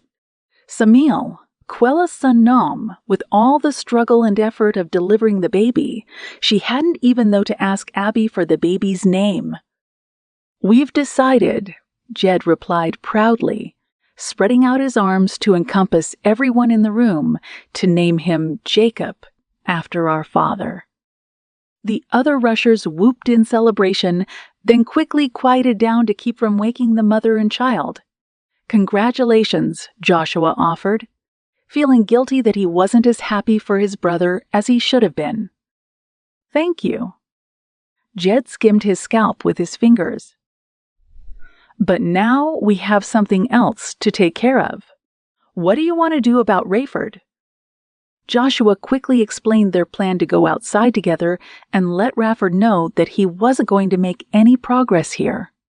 Beth watched the conversation, concerned that Jed would try to stop them. The tall man listened, the glory of his newborn son set aside for the moment in favor of this dilemma. Finally, he nodded. "Yes, I suppose that's just as well. I don't like the idea of Beth going out there. I don't want to put her in danger, but I can see the point." He moved to the door, his hand on the latch. "We'll try it, but I'm staying right behind you in case anything happens." Taking in a deep breath, Beth locked her hand in her husband's and followed him out the door. The Raffords had set up a campfire in the middle of the yard, and they roused when they heard the front door open. Joshua Rafford stepped forward at the head of the crowd while his men shook the dust off their clothes and shuffled after him. "What do we have here?" Rafford snarled. "Did you come to turn her over to her rightful owner, Rusher?" "I'm not going anywhere with you," Beth said in French, hoping that she sounded tough enough to convince the man. "I am married to Joshua Rusher, and that's that." "Judah!" Jed called from the doorway. "It sounds like you better come out here." He was out the door in a minute to translate. "Tell the little lady that I am here to rescue her from you barbarians. She is supposed to be my wife, and this is our chance to correct the error." Rayford looked smug and confident. Judah translated this as well as he could. "She said to tell you that there might have been an error, but that there is no longer one. She's happy with my brother, and she wants to stay." "That's not an option," the blond man roared. "We had an agreement." Joshua stepped forward slightly, the dust of the yard kicking up underneath his boots. "Look, what are you really losing anyway? I know it's inconvenient, but you've already been paid a dowry. Now you have the chance to find yourself a different wife." He made a mental note to talk to Beth about this later. If he had to pay the amount of the dowry back to Monsieur Fontaine, then he would do it. "It's not just about the money," Rafford replied. "I had plenty of plans for Miss Fontaine. She was going to do the books for the logging business and help me run my company. I am not only short a wife, but an employee." "That's a heck of a way to talk about a woman," Joshua muttered. Rafford glowered, his face ominous in the firelight. "I wouldn't challenge me if I were you. I'm more than happy to have you wagoned off to the gallows. If you give her up now, I'll pretend the entire thing didn't happen. It's a far more generous act than you deserve, but I have better things to do than sit around singing campfire songs in your front yard." "That's not happening," Joshua growled. "You aren't taking her anywhere." Rafford smiled and came a few steps further forward. He had the audacity to reach out and take Beth's hand, holding it aloft between his fingers as though it was made of gold. Judah translated rapidly as the man spoke. "Very well. If I can't get you to see reason, then perhaps the lady will. Beth, I promise you that you'll be safe if you come with me. You won't have to live another hour amongst these ruffians, and the two of us can retreat to my fine home. Rusher will be arrested for kidnapping and rape after what he's done to you. Your father will understand, or perhaps we won't tell him at all, and everything will be forgiven. He bowed deeply, and as he rose, he leaned forward to press his lips against the back of Beth's hand. She snatched it away before he had the chance, repulsed at the idea of his lips touching any part of her. "I will never go with you, and I will not let you arrest Joshua for something he didn't do. He is my husband, and I love him. I'm staying right here, and you can't convince me otherwise." Beth's eyes flashed as she stared down this man who would have been her husband if she had only not been such a silly girl when she had arrived. It was as though she had matured by decades in just 2 days, and she wasn't going to let all that she had come to know slip through her fingers. Rafford didn't take kindly to her reply. He stood with his spine stiff and his shoulders set, but he still didn't have the advantage of height on the rushers. "I'm warning you, this is a mistake. I am a wealthy man with many resources, and I can make you comply if you don't do so willingly." Beth curled her free hand into a fist and gritted her teeth. "Joshua Rafford, you are a lying, wretched snake. You have heard right from my lips that I wasn't kidnapped, and yet you still threaten to arrest him. You know full well that I don't want to go with you and be your wife, and yet you insist. It's men like you who make the innocent suffer just to satisfy your own whims. Get out of here, Rafford, and don't come back." The blond man pursed his lips as though he was about to reply with an equally rasping taunt, but he merely stomped his foot in frustration. "I don't want a wife who talks back anyway," he muttered. He turned around and headed back toward his campfire, his men parting before him. "I'll have you know that this is your loss," Rafford called over his shoulder, "and I'm not paying back 1 cent of your dowry." Beth watched him go, and for the first time since she found out that her husband was not the one she was supposed to have, hope rose in her heart. Rafford and his men packed up their things, and she refused to go into the house until she saw that they were fully clear from the yard. She didn't want to have any doubts that they were truly gone, and though the night air was chilly, she vowed to stay there until every bit of evidence of the Rafford clan had disappeared. Joshua released her hand and put his arm around her, pulling her into the curve of his shoulder and standing with her. He didn't say anything about what crazy business that was, or how none of it ever should have happened. He no longer questioned her about whether or not she truly wanted to stay with him. Her husband simply stood by her side, watching and waiting. When the campfire and the torches had been extinguished and the jingle of the harnesses had faded off into the distance, Beth tipped her head back. The midnight sky was as black as pitch, but sprinkled generously with brilliant stars. She watched them twinkling in the distance, grateful that she could stand here on the frontier and have the freedom to enjoy such a small thing. A shooting star shot across her vision, leaving a shimmering trail in its wake, but she had nothing left to wish for. Everything she needed was right here. Chapter 15. Thank you, Judah. I'm sure that Joshua will be down for his lesson later in the afternoon. Beth stood from her chair in the big house and smiled at her brother-in-law. Her English lessons had been intense drills on the language, but not because Judah insisted that it be that way. He had told her it was fine if they slowed down and took it easy. Learning a few phrases here and there, but Beth would not be content with such things. Instead, the two of them met for at least an hour each day. "I'm happy to say that my brother is just as enthusiastic as you are, but I don't think he has taken to French as easily as you have to English." Judah filed the lesson books back on the shelf and smiled. "I think he'll do well enough when your parents arrive, though." The thought of the upcoming visit filled Beth's chest with warmth. She had written to her father as soon as the Rafford clan had cleared their doorstep, hoping to be the first one to explain things to him. If Rafford's letter, which she had been sure he would write, reached him first, then there was no telling what lie might have been told. Fortunately, Monsieur Fontaine seemed receptive to the match and insisted that he and Beth's mother come to see the farm. Placing a subconscious hand against the slight rounding of her stomach, Beth rejoiced in knowing that she had even more news to share with them. A gurgling cry erupted from the cradle nearby. Little Jacob was bawling for attention, with his tiny fists shaking in the air and his face twisted in anger. "I'll get him." Beth called toward the kitchen so that Abby would not have to once again stop what she was doing in order to care for the little one. Abby was a hard worker and never seemed to mind her lack of sleep, but Beth had done her best to pitch in with whenever her assistance might be needed. "Thank you," Abby called back. Scooping up the little bundle, Beth's heart melted at the weight of him in her arms.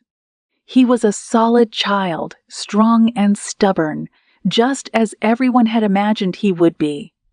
At 3 months old, he had already changed from a mewling newborn into a raucous infant who demanded attention.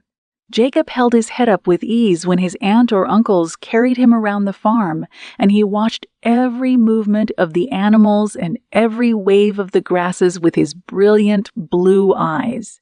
He smiled easily, and all the adults were delighted when the sound of baby laughter rippled through the house. Judah held out his finger for the infant to grasp. "I'm heading out to the barn. I'll see you tomorrow." He put on his hat and left through the front door. Left alone for the moment with the babe, Beth smiled down at him. "You are a very handsome little man. I will never forget that I helped you come into this world, and you have no idea how much you mean to me." He watched her, entranced, as she sang to him a lullaby she had known her entire life. Beth rocked her nephew in her arms in front of the fireplace, feeling a surge inside her as she knew that she would soon enough be singing to her own child. "À la Claire Fontaine, men allant promener. J'y trouve elle si belle, que j'y suis bene. Aïe, long temps que j'y t'aime. Jamais je ne t'oublierai." "That's beautiful," came a voice behind her. Beth swirled to find Abby leaning in the kitchen doorway. Several hanks of her honey butter hair had come loose from her bun, and she had circles under her eyes to prove how little she had slept. "It's much prettier than any of the nursery rhymes I know, and you sing it wonderfully." Mercy. But I would not have been singing it if I had thought anyone was listening. I'm embarrassed. Her cheeks flushed, and she held Jacob out to offer him back to his mother. Abby waved her hands to let Beth know she could keep him for the moment, and gestured toward a chair as she sat down herself. "What does the song mean?" Beth thought for a moment as she settled herself into a rocker, trying to remember her lessons with Judah. It is about someone who takes a walk next to a spring and speaks of how much love they have for another. My nurse always used to sing it to me, as my maiden name was Fontaine. Seeing the confusion on her sister-in-law's face and remembering that she did not know French, she explained further. Fontaine is the name for a spring. The new mother nodded with understanding. "I see. Well, it's lovely, and Jacob certainly seems to enjoy it. You've been a wonderful help to me these last few months. I don't know how I would have done it all on my own if you hadn't come along. I only hope that Joshua isn't too jealous of the time you're spending up here." "Not at all," Beth assured her.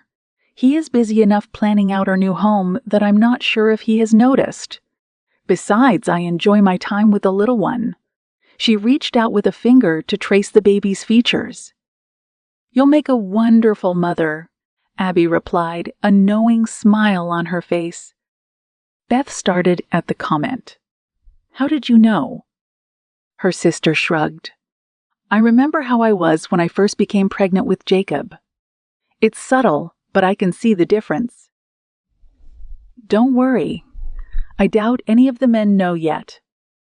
Tears pricked at the back of Beth's eyes.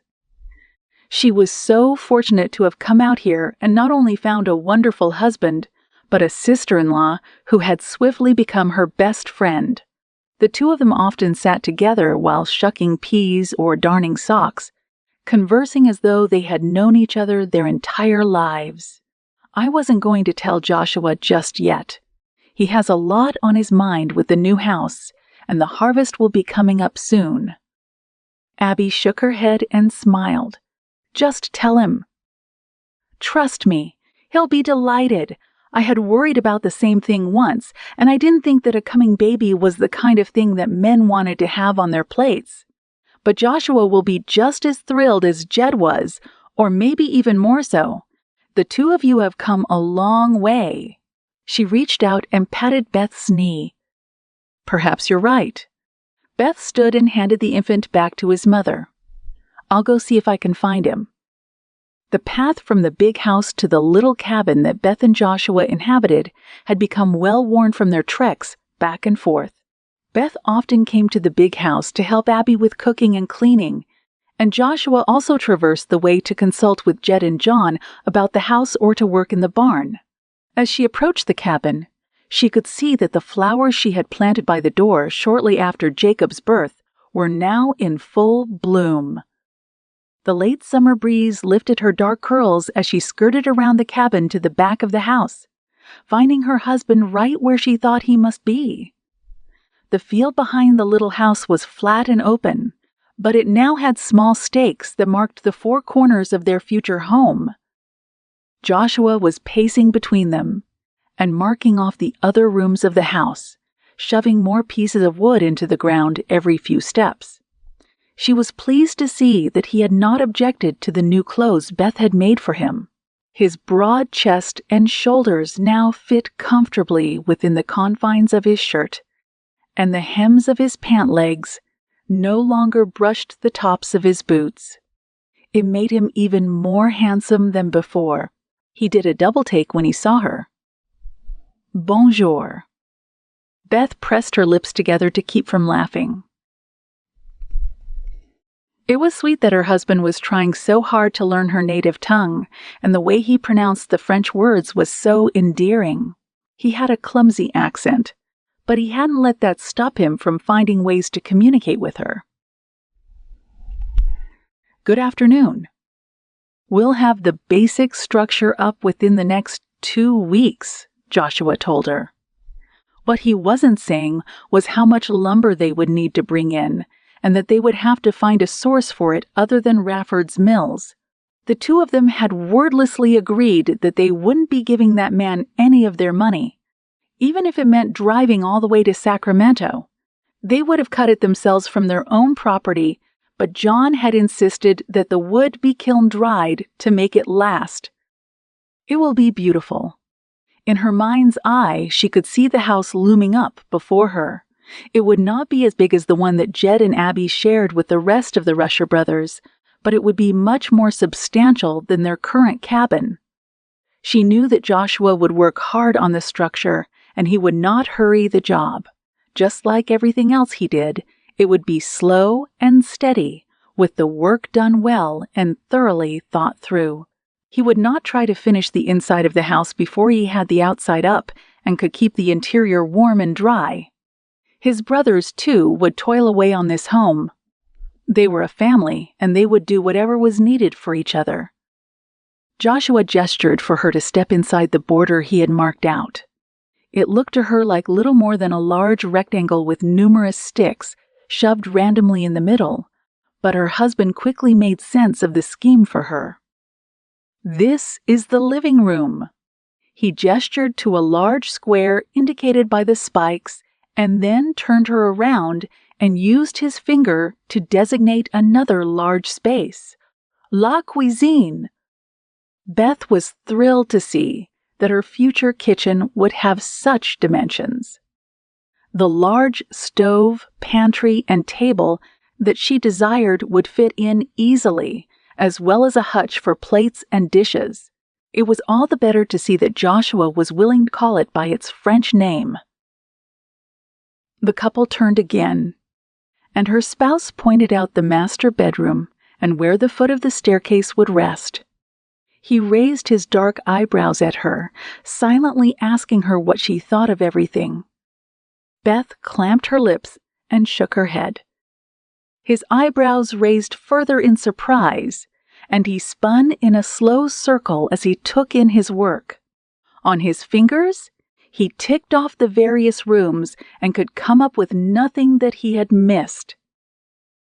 "What's wrong?" They had spent so much time without speaking that Beth didn't want to spoil the moment with words. What she had to tell him was something that transcended language of any kind. Taking his large hand, she pressed it gently to her stomach and smiled at him. Joshua's eyebrows lowered for only a moment as he thought.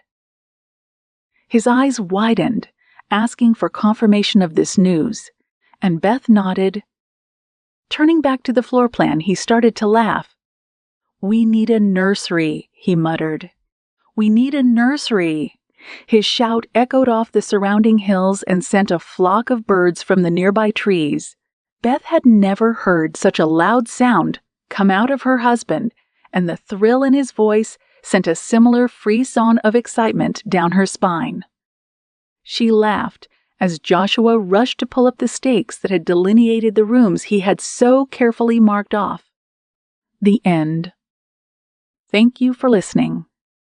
Here at PureRead, we aim to serve you, our dear readers and listeners, with good, clean Christian stories.